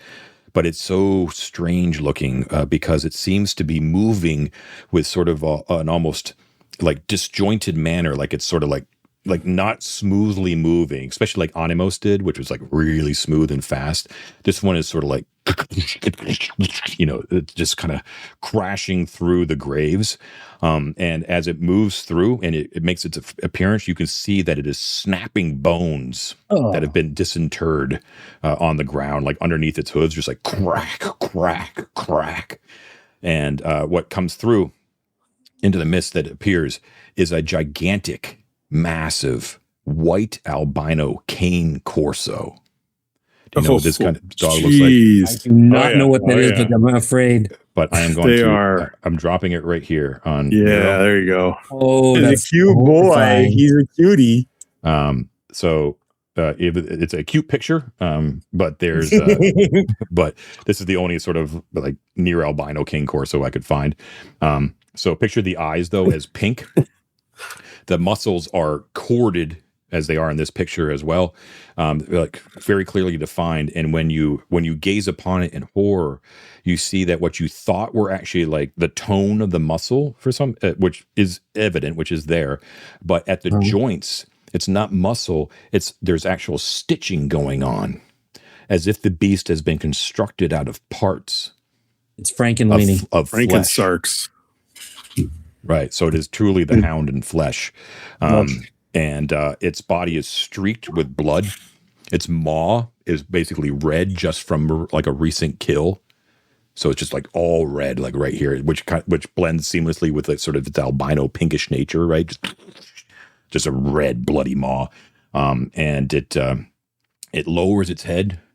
So it's like lower than its actual like back, its shoulder blades. And kind of moves side to side like that and looks at you, and then it raises its head and goes. It lets out like another horrendous howl, like shattering the air, it basically is challenging you. Okay, Mike, I think you should show it the collar, see what it does. Yeah, you have the flesh collar, right? Actually, I will take the collar off and hold it up to the hound. Wait, you're wearing the gold one. You have the flesh one or the leather one in your hand. Yeah. Okay. It's made out of leather. Yeah. Yeah. Gotcha. I thought, okay. I hold that one up and I show it to it and I say, "Here, kitty, kitty, kitty." It lunges at you. Oh, let's go. Rip your throat out. My plan worked perfectly. Okay, no one's surprised. No one's surprised, so it would be you guys first. Okay. The brutality at which it attacks, I cannot overemphasize. It's much more brutal than the more sleek attacks of the other two, right? All right. All right. Okay. Well, you got brutal armor on, Mike, so you're good. But if I need it, then things have gone horribly wrong. On a metaphysical level, it's more like a vibe, like on the mythical sort of, like the legendary sort of campaign that we're sort of doing here. He's much more present in the world, right? Much more of a real thing, much more tied to the worm right? It's just it just has a lot of weight to him. He's a creature of mass, right? Yeah. Wow. Okay. All right. Bites through schools is what you're saying. That's right. Yeah. Bites through school. All right, Mike, you seem to have the most risk here. Why don't you roll your business first? All right, John, we're going to go ahead and do this thing. I did overcome my exhausted condition though, right? For failing my vigor check when I did that. Yeah, you get that back right away. So any lost guard or lost that always comes back. Lost feats, you're back, yeah.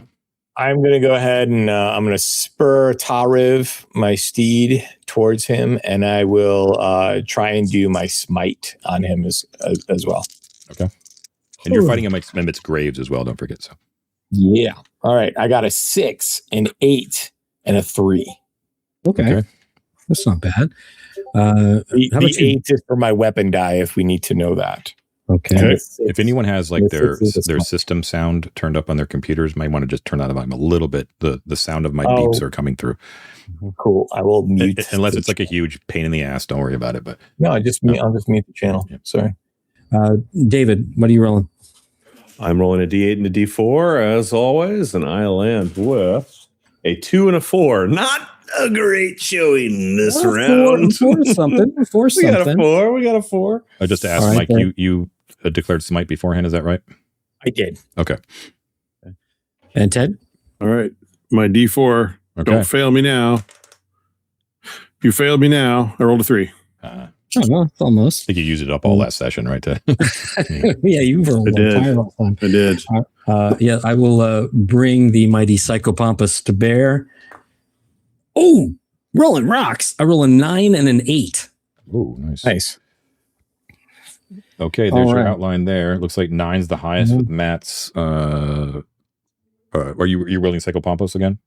Yeah. Okay. So why don't we use one of the 8s to stop this thing, pin it down. Yep.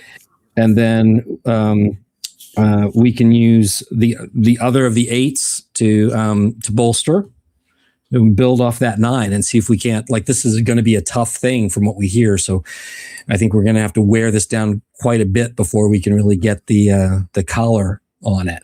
Well, I'm gonna. Where do we try and get the collar on it, Matt, and end the combat quickly?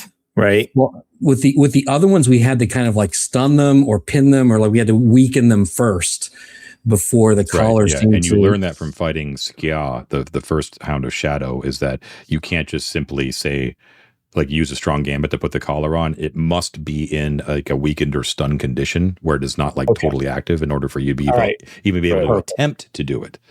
Then Matt, I'll use one of my successes to bolster your attack, and then I'm going to use the other one to keep moving so that this thing does not tear me a new asshole. Okay. All right. Okay, cool. And then David, you have a gambit as well, if you want. Yeah,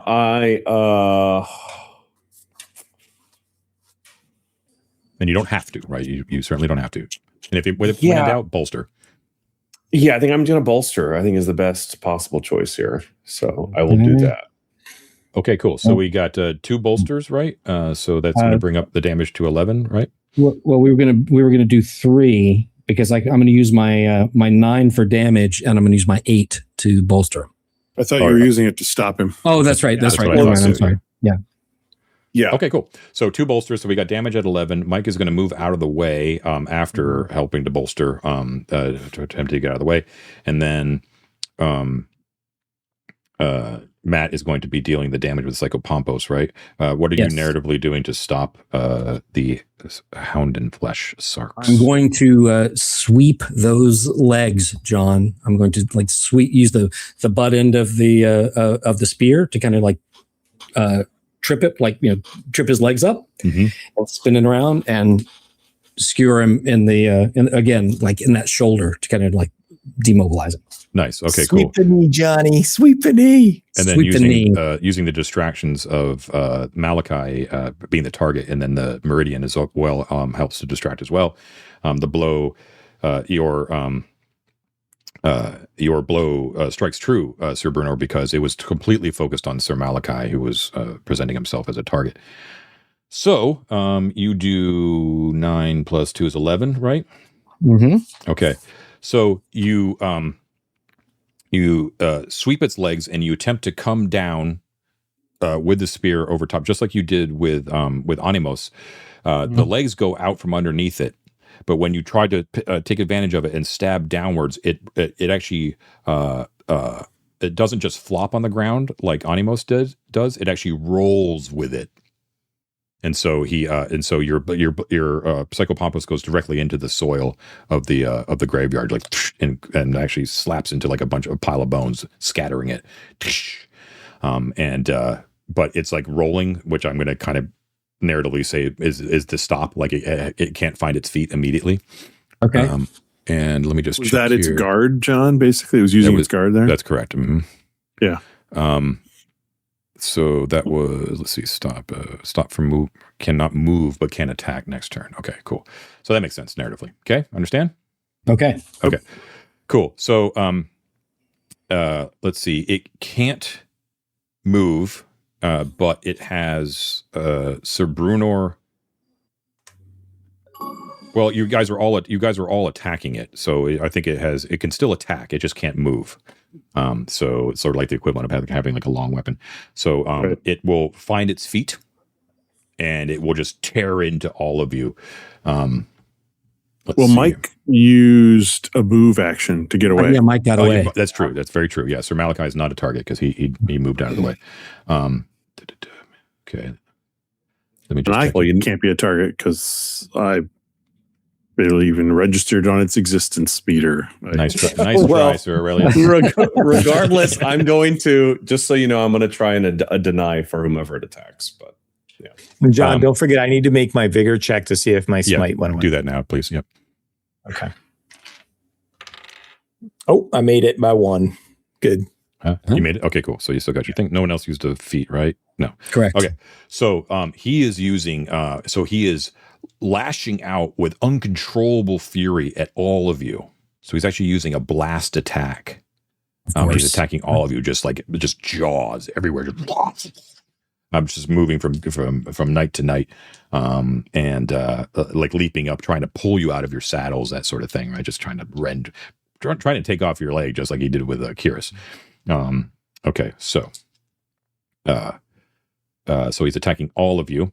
For the like David said, you can deny, and don't forget that you can deny an ally's attack as well, and it would qualify for all of these attacks because you're all grouped together. Yeah. Okay. So and we each get our own roll, right? We each get our own attack die. For me From him, attacking you? Yeah, because Yeah. it's a blast attack, correct. Yeah, So I'm just gonna kind of like go around the horn, and if you want to deny your friend's thing, just let me know. Or if you want to deny your own, let me know. But you can tell me after you see the die results, okay? Sure. All right. Sorry, that was long-winded, but important. Oh, it's okay. Okay, so this is Sir Malachi. Oh no, Sir Malachi is not a target. I'm sorry. Sir Meridian. Sir Malachi, you cannot deny an allies because you have moved away. Okay, I keep forgetting that you moved. Okay, so so Meridian, I have a 5 and a 3 against you. Would you like to deny, or would anyone else like to deny one of those? I'll deny that 5. Deny the Why 5. not? Okay, cool. Let's see. Okay, make a clarity save. Spirit. I'm sorry, spirit. Okay. Spirit save. Yep. I succeed. I get a 9 out of the 12 of my current spirit. Fantastic. Okay, so you can see I deleted that one result. Sir Bruno, I think. Yes. I got a 5 and a 6. Would Okay. anyone like to deny one of those? I would. I think I am the only candidate to deny that. So I will. Well, My Sir Aurelius current- could do it. I don't think he. I don't think he can. 'Cause you're Oh no, that's right. That's right. You can't use feats. impaired. I forgot. Are you You're sure right. I can't use feats? Yep. Yeah, 'Cause I think The only thing I could find is that it's Spirit 0. I only have the D4 Basic attack. rules on page Once 8. you're fatigued, Impaired. Yeah, we looked Cannot at. gain bonus dice or benefit from feats. Okay. Oh, Okay. Oh, interesting though. Interesting. The wording there cannot benefit from feats. So I'm wondering, like, if you're benefiting someone else, if you could do it, right? Like you can't benefit from your own deny, but you could, and someone couldn't deny something towards you, right? You can't benefit from feats. It doesn't say you can't use them. It just says you can't benefit from them. What's the page again? That sounds a little. Page 8 on the basic rules. It's a little vague because, like, I don't know that smiting is a benefit to me. Yeah, I think it means used. Yeah. I think it's used. Okay. All right. Anyway, Sir Bruner, what do you do? So you had a 5 and a 6, right? So I will deny that 6. Okay. And I will roll. My current spirit is a 7. Okay. 20 used to be higher than a 7. Yeah. I don't think they've changed. You are fatigued. You cannot use feats anymore. Dang and then it. Sir Aurelius. Oh, I rolled good for Sir Aurelius. Good for me, bad for Sir Aurelius. I rolled an 8 and a 6. I deny it. And just deny it. Just doesn't happen. just yeah. Well, your friends decided to save their own asses, so there's no more denies. No more denies. So, Ted, you're going to take Sir Aurelius is going to take the full brunt of that. Okay. So, I have a 5 against Malachi. So this is a rending. Well, he ran away. Meridian. I'm sorry, Meridian. I'm sorry, Meridian. It's a 3 versus me, not a 5. Yeah, I get the 5. Yeah, I get the 5. Yeah, he gets the 3. Right. I got it. Yeah, sorry. Yeah. Okay, so that's going to be straight up damage for you then, Meridian. I take your guard is going to just go down, right? Yeah. I have 1 armor, so you're going to take 2 to your guard. 2 to my guard. Okay, so you managed to evade his teeth. Then there's going to be a. Wait, what did I forget to erase here? Because I have 2 8s. I have an 8 and a 6, I think, right? Yeah. Yeah. It's 3, 5, Matt 8, and denied 6. an 8, I think. No, I had a 5 and a 6. I don't know where I got the 8. Anyways, you have a 5 though. So my armor is 2, my guard is 6. So he might not be guard, attacking. He might be doing a gambit. Oh, okay. He's a dog. He can't do gambits. I think he's going to in his rending fury where he's sort of attacking everyone at the same time. He's going to try to let's see what he's going to do. I think he's going to attempt to pull you out of your saddle. Roll a big save. Okay. Well, my vigor is a 5. Yeesh. He knew what to do, but I rolled a 9. So he's successful. In his massive attack, what he does towards you is he just grabs your ankle and just yanks, and you're just like whoop, and you just slam it to the ground. And you see Sir Brunor goes underneath the mist, and it causes the mist to sort of puff up. And he sort of disappears in this scrum, right? And then we have an 8 and a 6 against Sir Aurelius. Aurelius, he's going to use the 6 to dismount you, and the 8 for damage. So let's do the dismount first. Do a big save, please.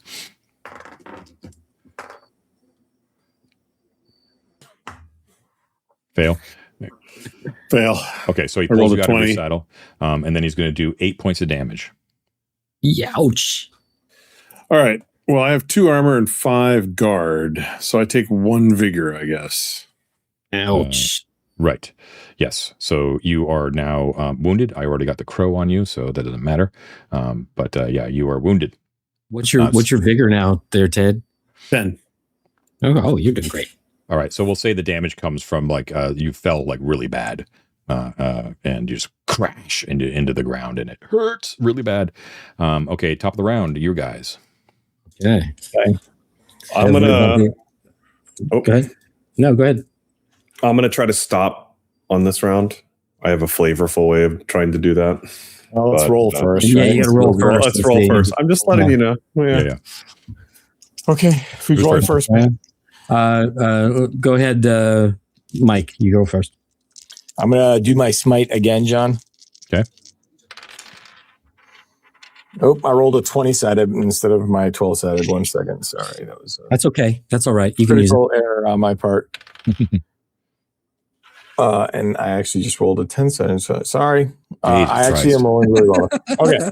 It's hard to count all those faces. Yeah. I got a 12 on my smite. Ooh. I got a 5 on my 10-sided, and I got a full 3 on my 6-sided. Okay. Sweet. All right. So I've David? got 2 successes, basically. Yeah, nice. And a great one. David? Oof. I got a 3 and a 1. No bueno. But I will use focus to use a gambit anyway. Okay. Why don't you just roll your clarity save right now? I'll do it. And roll your big save, Mike. I passed it. I got a 4. Great. Out of my 15 clarity. Damn it. I got a 13, so I failed my big save. So that's it for me. Okay. But you still get to keep the smite, but you're just done your feats. Yeah. All right. Who's next, Matt? Ted? I got a 4. Oh, hell yeah. All right. There you go. Piss now. All You right. knocked him off his horse. Yeah. That's right. I'm And gonna mildly fuck you up. so, John, I can still like stand and attack, right? Like You even though I've been you dismounted. can't use Okay. feats, though, because you're fatigued. Okay. Yeah. Well, who needs them? I take a minus. Oh, a 4 and a 3. All right. 4 and a 3. So I might be bolstering old Mike there. that's I'm what just I reading do. here, actually, that I'll remember it for next time. So I don't want to add insult to injury here, but I'm looking at mount of combat. Being dismounted causes D6 damage. If this occurs in combat, add it to the existing dice.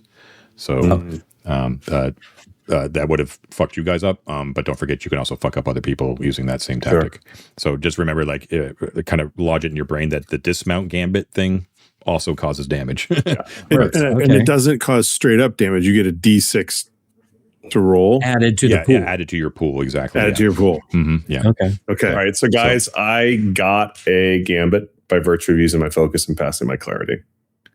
Okay. I'd like to use that to stop the dog. I will describe how I do that if y'all agree with me when we get to that point. Yeah, that's right. What would you guys like to do? Well, I was I'm down on the ground with this hound above me, and I can't really do shit. I got 1 gambit. Okay, you want me to tell you what I'm doing? See if it helps. Yeah, because I was It's going to be crazy. I could stop him by just grabbing him because I'm right there in front of him. You can help me out because I'm going to take the hushing bell and my arm, and I'm going to look him dead in the eyes and cram my entire arm down his throat. Ooh. Whoa. Knowing that any aggression he shows will trigger the hushing bell and eradicate all of his senses into a weird centrality of himself. Okay. And I'm going to basically give him a dead-eyed look with, this is flavor, the sense of like, calm down, save yourself and us. You are better than this beast. I'm not saying that, but you know what I mean? Like a sense of like, be with me. Be with me. And any shake will engage that hushing bell. That's my quote unquote stop move. That's what I'm trying. Your dog whispering him. I'm trying to dog whisper him. Yeah. I was just going to wrestle him. Sure. Well, if you want to try to get a collar on him, whatever, etc. But that's my goal, knowing that I'm risking my arm in the process. Yeah. Which hand are you doing? Your right hand, your dominant, or your not dominant hand? This is relevant to me. It doesn't matter. My dominant hand. Okay, so I'm gonna do like a devil's bargain for you here because it's sort of outside the scope. I love it, but remember that a normal gambit allows the target to make a save, right? Yes, it's always a big save. You probably have a good idea that this guy is stacked with vigor. Sure. So, but you have described it as you are ramming your hand down its throat. Yes. Here's what I'm going to say because of your description. If he makes the save, he's going to get in on his next attack. He's going to get an extra die of his base damage, Arm damage, because your arm is like in his throat against you. Yeah. No, of course. Does the hushing bell concept help me in any way? If you succeed, yes, it will. Because it will fuck with his senses no matter what he does. I'll give him a penalty, but I'm gonna refrain from even developing what that'll be until I actually see if he makes a save. Oh, let's do it. Okay, cool. Right. If you're going to stop him with that, I could still stop him and we have double our chances of stopping him, or I could bolster Mike's attack. Can't do the same thing. Yeah. Can't stack gambits. What? Can't stack gambits. Mm-hmm. Except for do bolster. the same one. That's what I was just. Oh, I see what you mean. Well, I'll tell you what. I'll let David take the risk on the stop, and I will bolster Mike's attack then with my bolster. Okay. Yeah. Okay. And John, just again as pure flavor. Moth on my shoulder. Let's not forget connection with the universe. I am looking into his eyes as if we are two pools reflecting back at each other. Pure flavor, I forgot about your goddamn moth. Hold on a second. Moth kicks its ass. How many D12 does the dice? This is important because I forgot about that.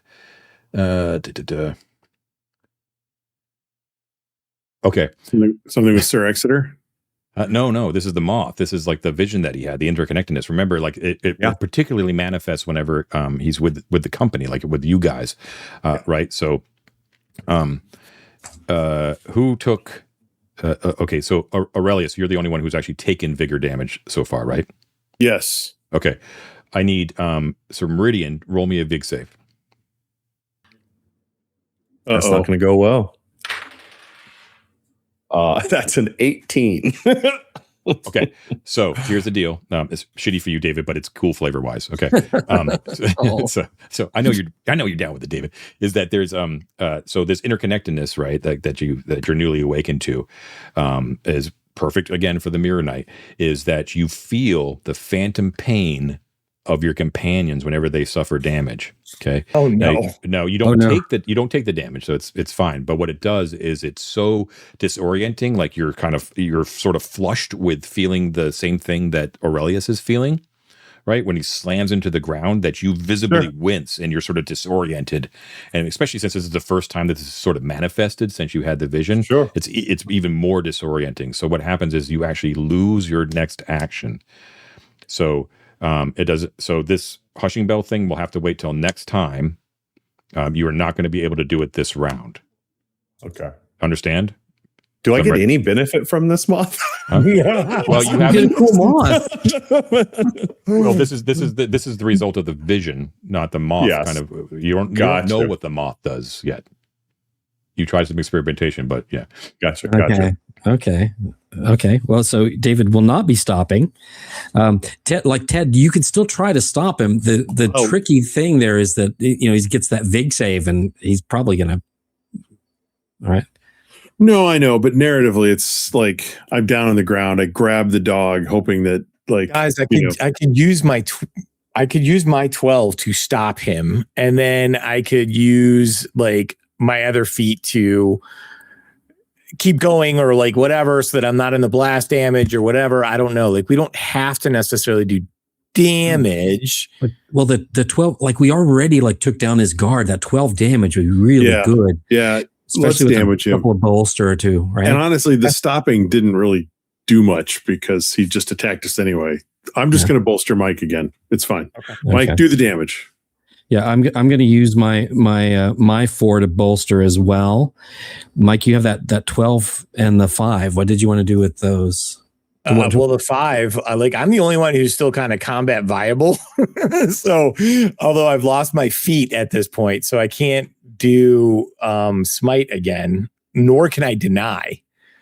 So, if I stay there and get pounded, then I'm out. You know what I'm saying? So, should I do the damage and then just keep going? Damage and move. Do it. All right. So I do damage and move. I do damage and I move, John. Okay, so we have 2 bolsters and a move, right? That's what we're talking about. Yeah. Okay. Yeah. So Meridian's a little bit. He doesn't know what's happening, but he knows that it's connected to Sir Aurelius. So unfortunately, okay. So that's going to be a 14, right? Yeah. Okay. So hold on one second. Where is he? And then for Mirror's benefit, I'm going to poke myself in the eye. How much damage did you do last time? It was 9, 10, 11. I think it was 11. 36, I think. It was 36? 1 million. And you're doing 14, is that right? Yeah, 14. Yeah. Okay. Yeah, I did 11 with Psychopompus, and he's doing 14 with his. Okay, so hold on. So it's going to go down to 12. I'm sorry, yeah, 12, and then so that's going to take. Sorry, I'm doing math here. Math. Why don't we pick a game that has so much math in it? Jeez. Okay, so that's going to be okay. All right, Sarx felt that one. The Bloody Knight comes down with huge force with his long axe and bites deep into its hide, and it lets out a snarl of pain. Blood goes gouting out, disappearing into the mist. And you've gotten past his guard, and you have definitely wounded it pretty. You haven't mortally wounded it, but you've done a big hit. Sweet. And that was with the long axe, right? Okay, cool. Yeah. All right, cool. So it is going to snap at Sir Malachi. Nope, I moved. Oh, you moved. Again, you're so slick with the move. I get caught unawares. Well, he could move. He could. We didn't, because we didn't stop him. So he can either attack me so or either he hits me by myself and leaves you guys alone. right. Exactly. Right. So either way, it's kind of a win for us. Okay. Yeah. So I think he will, because Malachi's the one that hurt him. He's going to chase after you and lunge at you. Okay. Don't forget your attacks of opportunity, guys. You're still seated, right? But, yeah. Like mounted. Yeah. Okay. So he's going to like jump up and try to tear at you. Okay. 1 second. Oh yeah. What am I? Yeah. I got it. Where's my third? There he is. Okay. Oh, geez. Okay. Oh, geez. That's not good. What? Well, Bloody Knight, come on. Now you are. So he just uses his jaws here. This is not a blast attack. He just comes at you and just leaps up and just bodily just barrels into you, just mass into you. So what he's going to do is he's going to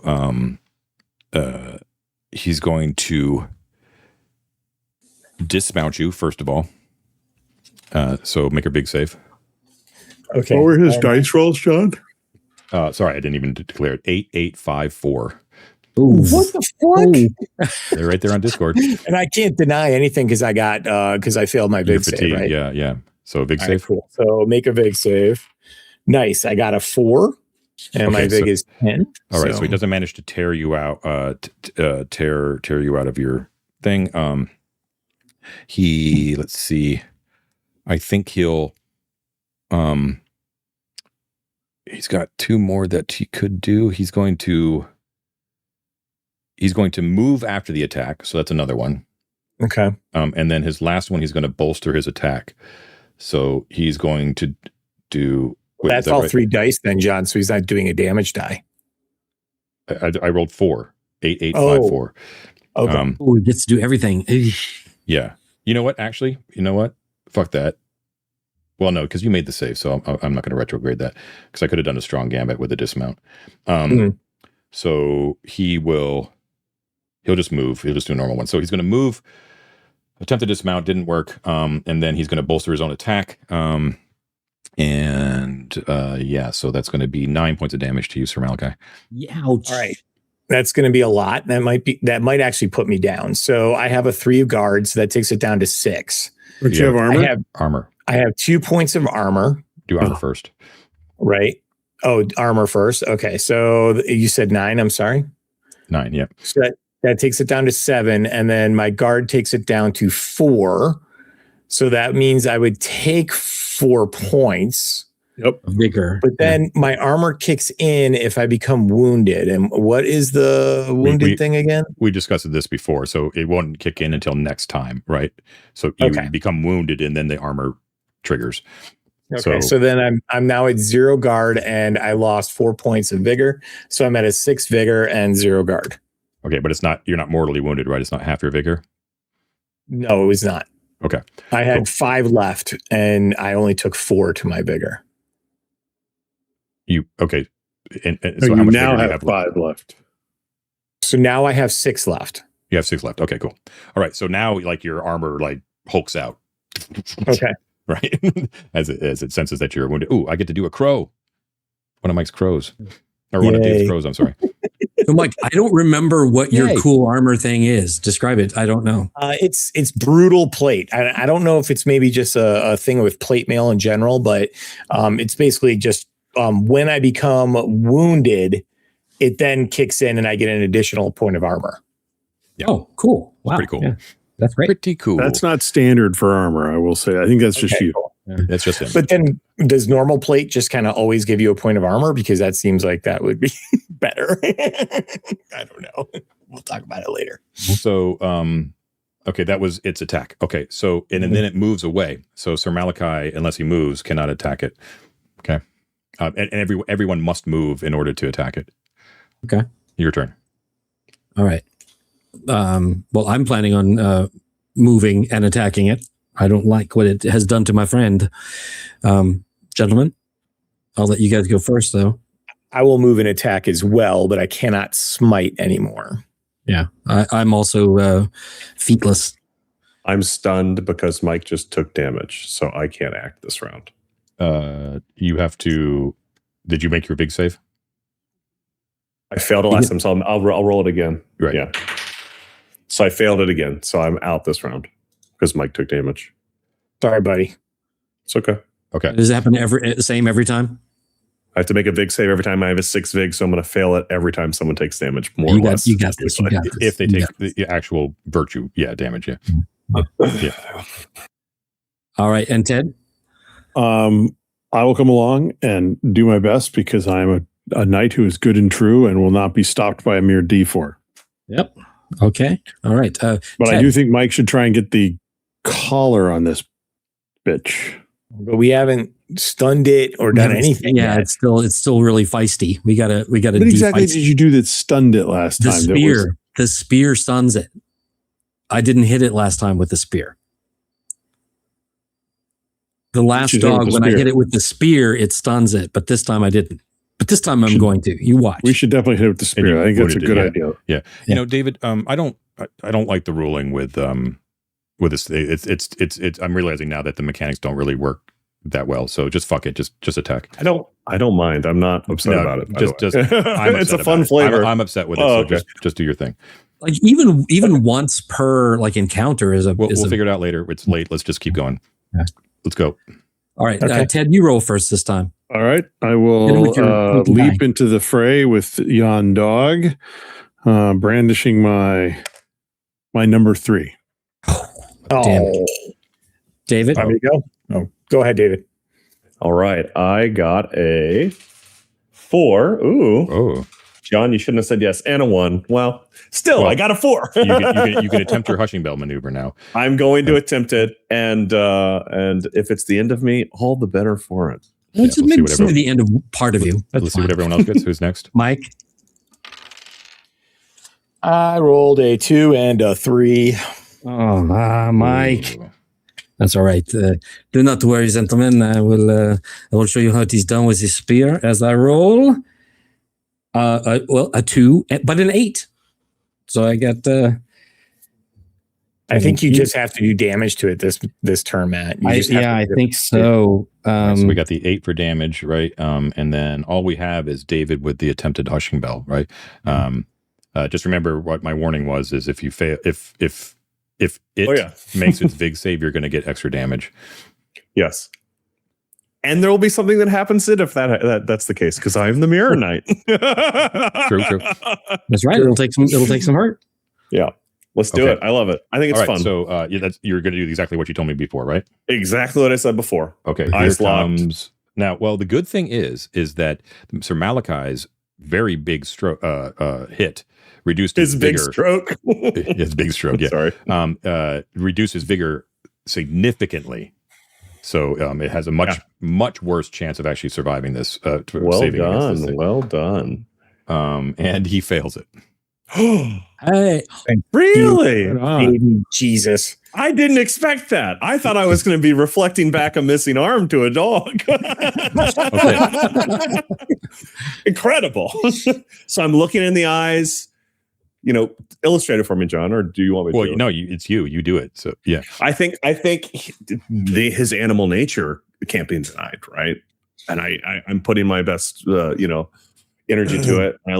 And I think he clamps down into my arm, but just enough to do it, and it like startles him. He's a dog. He doesn't know what the fuck that is. It's coming from somewhere in here too. So it's vibrating, right? The hushing bell is a mystical thing, but it's like as if a part of him is denying his own nature, is what I'm getting at here. Just like the hound within, the hushing within now emanates from when this bestial dog, and I just want him to just stay. I'm not taking my arm out. I'm just staying there with him. Yeah. Okay. So the rule for the hushing bell is that those who hear the bell hear nothing else. I'm going to say, because it's in his throat down below, that the only thing that hears it is the hound. You don't hear it. No one else. So he just hears it internally. Right. Yeah. And you see his, so he chomps down on your arm. Right. Yeah. Yeah. And then it causes the bell to ring. You don't hear it. But you see his ears like flatten against his head. He's looking, he's gazing at you, and you just see there's a look of worry. Yeah. And I want to meet it with a look of reassurance. Sorry to cut you off, but I don't want to have animus in my eyes. I want to be looking at him like it'll be okay. Yeah. You could tell that it's starting to freak out, because this is totally beyond its experience. It totally beyond it has no idea what's going on. Okay. Now we have the 8 damage from Matt with psychopompus. Now that you've calmed this dog, since everything is simultaneous. Well, it's not calm. It's not calm, but we don't know what because this is all happening simultaneously, right? Okay. Yeah. So I'm going to try to, I'm going to do damage to him with psychopompus, but, speak, take it. Well, he's not going to be able to hear me because of the thing. But anyway, present myself as dominant over him. And as I I stab and punish this, sorry, don't listen, Elvis, bad dog. And, try to, force him into submission by stabbing him with the spear. Okay. For 8 points of damage. For 8 points of damage, he has armor because it's, muscular, that sort of thing. Yeah. Okay. All right. So you stab down with Psychopompos. Very similar to Animos. It seems to collapse under the weight of the spear blade. Right. So you stab down like Saint Michael and the dragon. Saint Michael, right? St. George. Sorry. St. George. Yeah, St. George, and you come down. You can kind of picture those depictions, right? Like down it goes. With Cymeridian's arm still in its grip, right? It collapses on the ground, wheezing fitfully. Its jaws loosen. Cymeridian's arm is it comes out of its mouth. And you just see the bell just sort of like tink, tink, tink, tink, tink. And it's really weird because it tinkles as it kind of rolls out of the mouth. But that, because everyone hears it, that's all you hear. So there's complete silence as you kind of put an end to Sarx, right? Now it's still barely alive because it is mortally wounded. Okay. And it seems to be completely disoriented, both from the pain of Psychopompos and the hushing bell having messed with its innards, all of its senses, right? So it seems completely delusional. And you just see like its heavy flank just sort of like rising and falling in agitation, right? Yeah. I want to walk up to it and very gently stroke its nose. Oh, and shush we're still in. Don't think we want to made out of undead monsters. Shouldn't you get the collar on it right away before it comes to senses? Right away, please. Yes, absolutely. Yeah, I don't have the collar. One point of order. I do. One point of order. It is Saint Michael, the famous statue of Michael, the famous statue of it putting his foot on the dragon's head and jabbing it with his spear. No, Saint George and the dragon. I know that. Saint Michael and Lucifer. All the depictions are a dragon and Saint Michael spearing it. The serpent. I'm not going to argue with an art major, but I'm right. Ted, I'm on your side. It's okay. Anyway. Okay. Mike, go ahead. Okay, so I'm going to collar on leap off of this. Tariv, and I'm going to put the collar on its neck. okay, so like you have a big leather collar, like thick leather, and use this one actually you kind of have to like clasp it around. It doesn't like lock. It has like big metal clasps on it.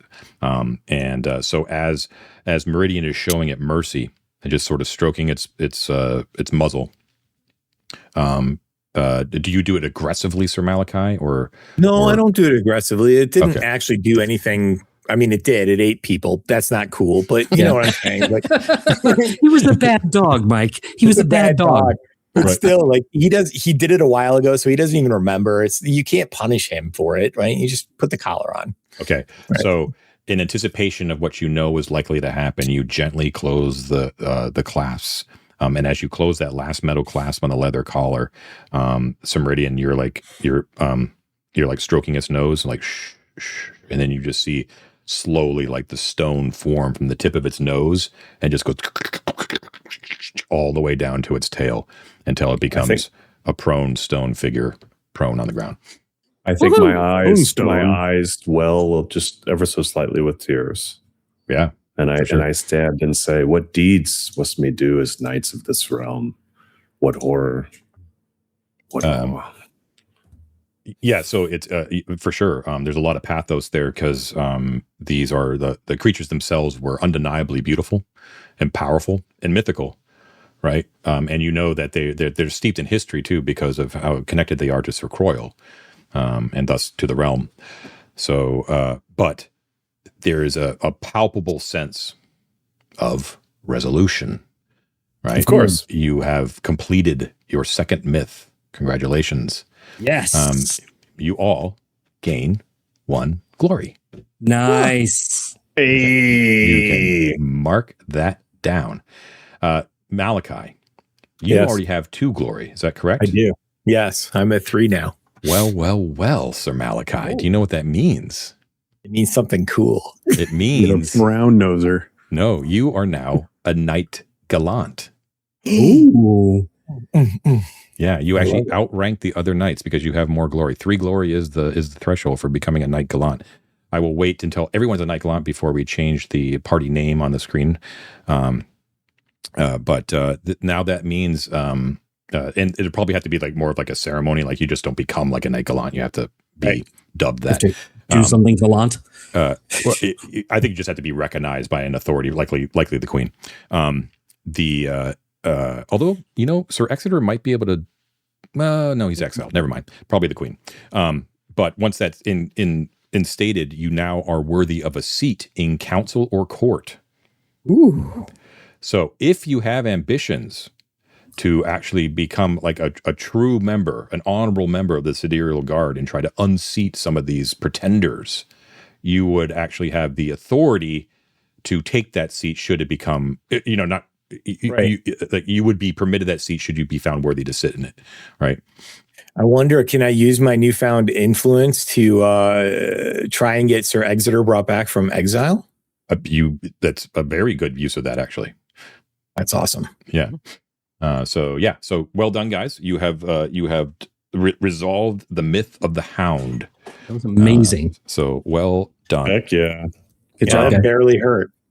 So as you sort of step out of the myths and you drag that stone statue with you, I assume, to be paired with Animos.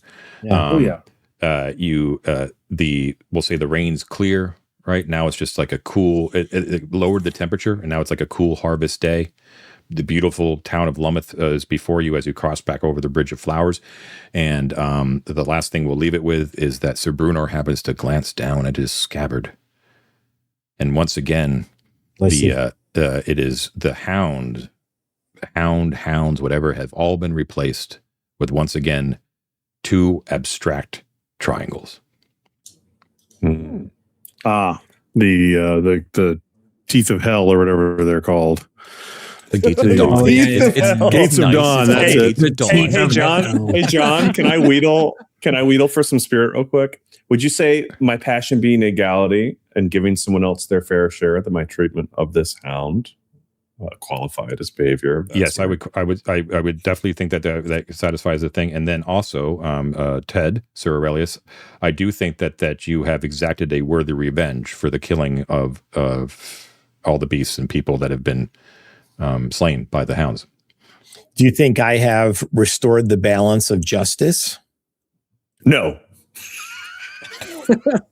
I wouldn't say that harshly, but I don't think so. That's fine. My spirit's full anyway. Okay. John, on the way back to town, I walk around in circles and I take the long way. You fucking metagamers, munchkin bastards. Of course, would be, if the player agrees. Sir Aurelius, do you think that this is worthy enough? No. No? Okay. I haven't really avenged anything. I've set something to rights, or I've helped to do it. Okay. No, I don't think I've. Now, if I were to go beat up the knight that, was responsible for exiling Sir Exeter, that would be a worthy revenge. But no, I think I'm going to have to get my spirit back, restoring the Croyle. That's fair enough. You could beat yourself up a bit for putting me in danger because of my empath connection. And that'd be a revenge I'd appreciate. Although that's a circle. That's a vicious circle. In the eye again, John. Everyone is a witness that I was willing to do this. And Yes. Ted, role-playing to the hilt, has refused such help. So Ted is, and all the audience out there must hold him all to account. He is not allowed to whinge. No, I'm not. Oh, I'll whinge about not having any spirit because I like getting to hit things with 2 swords instead of none. But I don't think it was truly a worthy revenge. It was simply something a knight should do. I buy it for sure. Well, okay. I might, lobby for that. It's probably time for a little time skip. I think that we've resolved this myth. I think that it would be more than fair to presume. Well, listen, that with this time skip, there's plenty of time to repair to repair Croylhenge, get it back to where we were before. I don't know if we need to skip the whole season or not, but the next things kind of on our agenda are getting a horse and then marching down to the teeth of hell. Well, I mean, I want to. We don't need to spend a lot of time on it, but I want to actually see the Croyle get restored. B, I think it'd be interesting to role play out you getting the horse. I don't want to just skip to a point where you've got the horse. I think like having to go to I can't think of his name. Amboise. Amboise, yeah, and actually talk about that with him. But like then we can skip straight to the Gates of Dawn. That's fine by me, but I don't think we should skip I don't think we should skip the resolution of this myth. See, now I'm going to probably side with Matt on this because I kind of feel like everything now is just a denouement, right? So I agree. Everything else can be described by John as like how it happens. And I would actually say, let's do a whole season. Let's just like experience that again and do a whole season. And John can wrap that up for us and just be like, you go back, they all give you handies. It's great. You eat some stew. And see, I don't think that precludes having like a cool roleplay moment about getting the horse. It could be on mail order, right? Yeah. And the next season. Mail order. But we can also take that up on Discord. But David, what is your vote? I like Matt's pitch. Whether we do a season or a smaller increment of time, I think we have resolved this sort of the major strokes of this arc.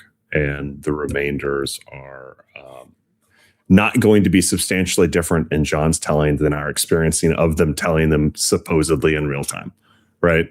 Yeah, I think most of that sort of experience will be similar, and I think it's worth keeping the momentum to the next thrust of drama. Yeah, yeah. I think Mike called it. These acts that we've described that need to happen are denouement, right? They're see, that's how you pronounce it. But, you know, I didn't even attempt. You notice how I danced words you read, but you don't say. Yeah. Well, you notice how I paused a couple in my explanation to try to avoid attempting to pronounce denouement. I tend to agree. I think that, but you know, to be on Ted's thing, I also do think that there's value in actually sort of just role playing out some certain scenes. So I understand Ted's point of view as well. But what we should do is, since it's late, we're all tired, and we don't want to go back and forth too much longer. It seems like the vote right now is obviously to skip. But why don't we hash out the details about whether or not to skip, how much time to skip, all that sort of stuff on the Discord. Maybe Ted will be able to sway you one way or the other. So we'll just leave it to Discord. But right now it looks like it's leading towards a skip. But we have Conquerors to read. So let's wrap this shit up. Right? Okay. So great session, guys. Really well done. Very fun combat. So I hope you guys had fun. So yeah, thank you everyone out there for watching or listening. This has been episode 10 of our Mythic Bastionland campaign, the Adamant Expanse, and things are starting to heat up. Thank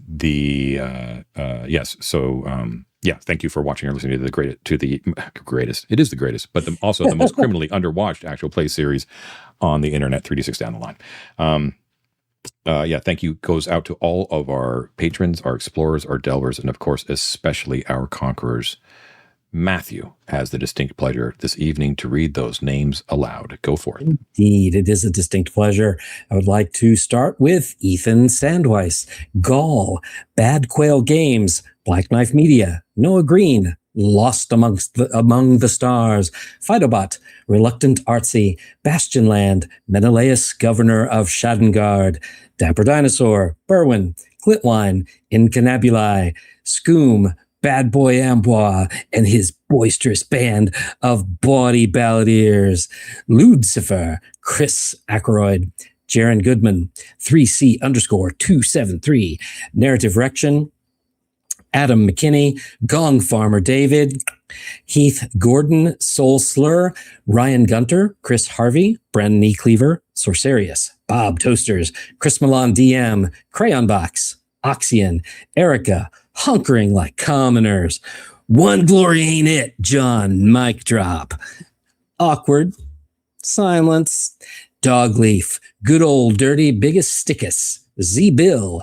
John Buchek, Eric Mater, Mark Dyson, Carl Stephenson, Necrotic Gnome, Derek B., Bob Seeger's Night Moves, Eric Manley, Iron Fox Gaming, Boogie Knight, Jeff, Jofo, Brutes Monkeys, the Hot Dog Night of the 7-Eleven Rolling Table, gross every time, The Mighty Martian, Noah, AJ, Hey Kid, wanna arm and squog a little?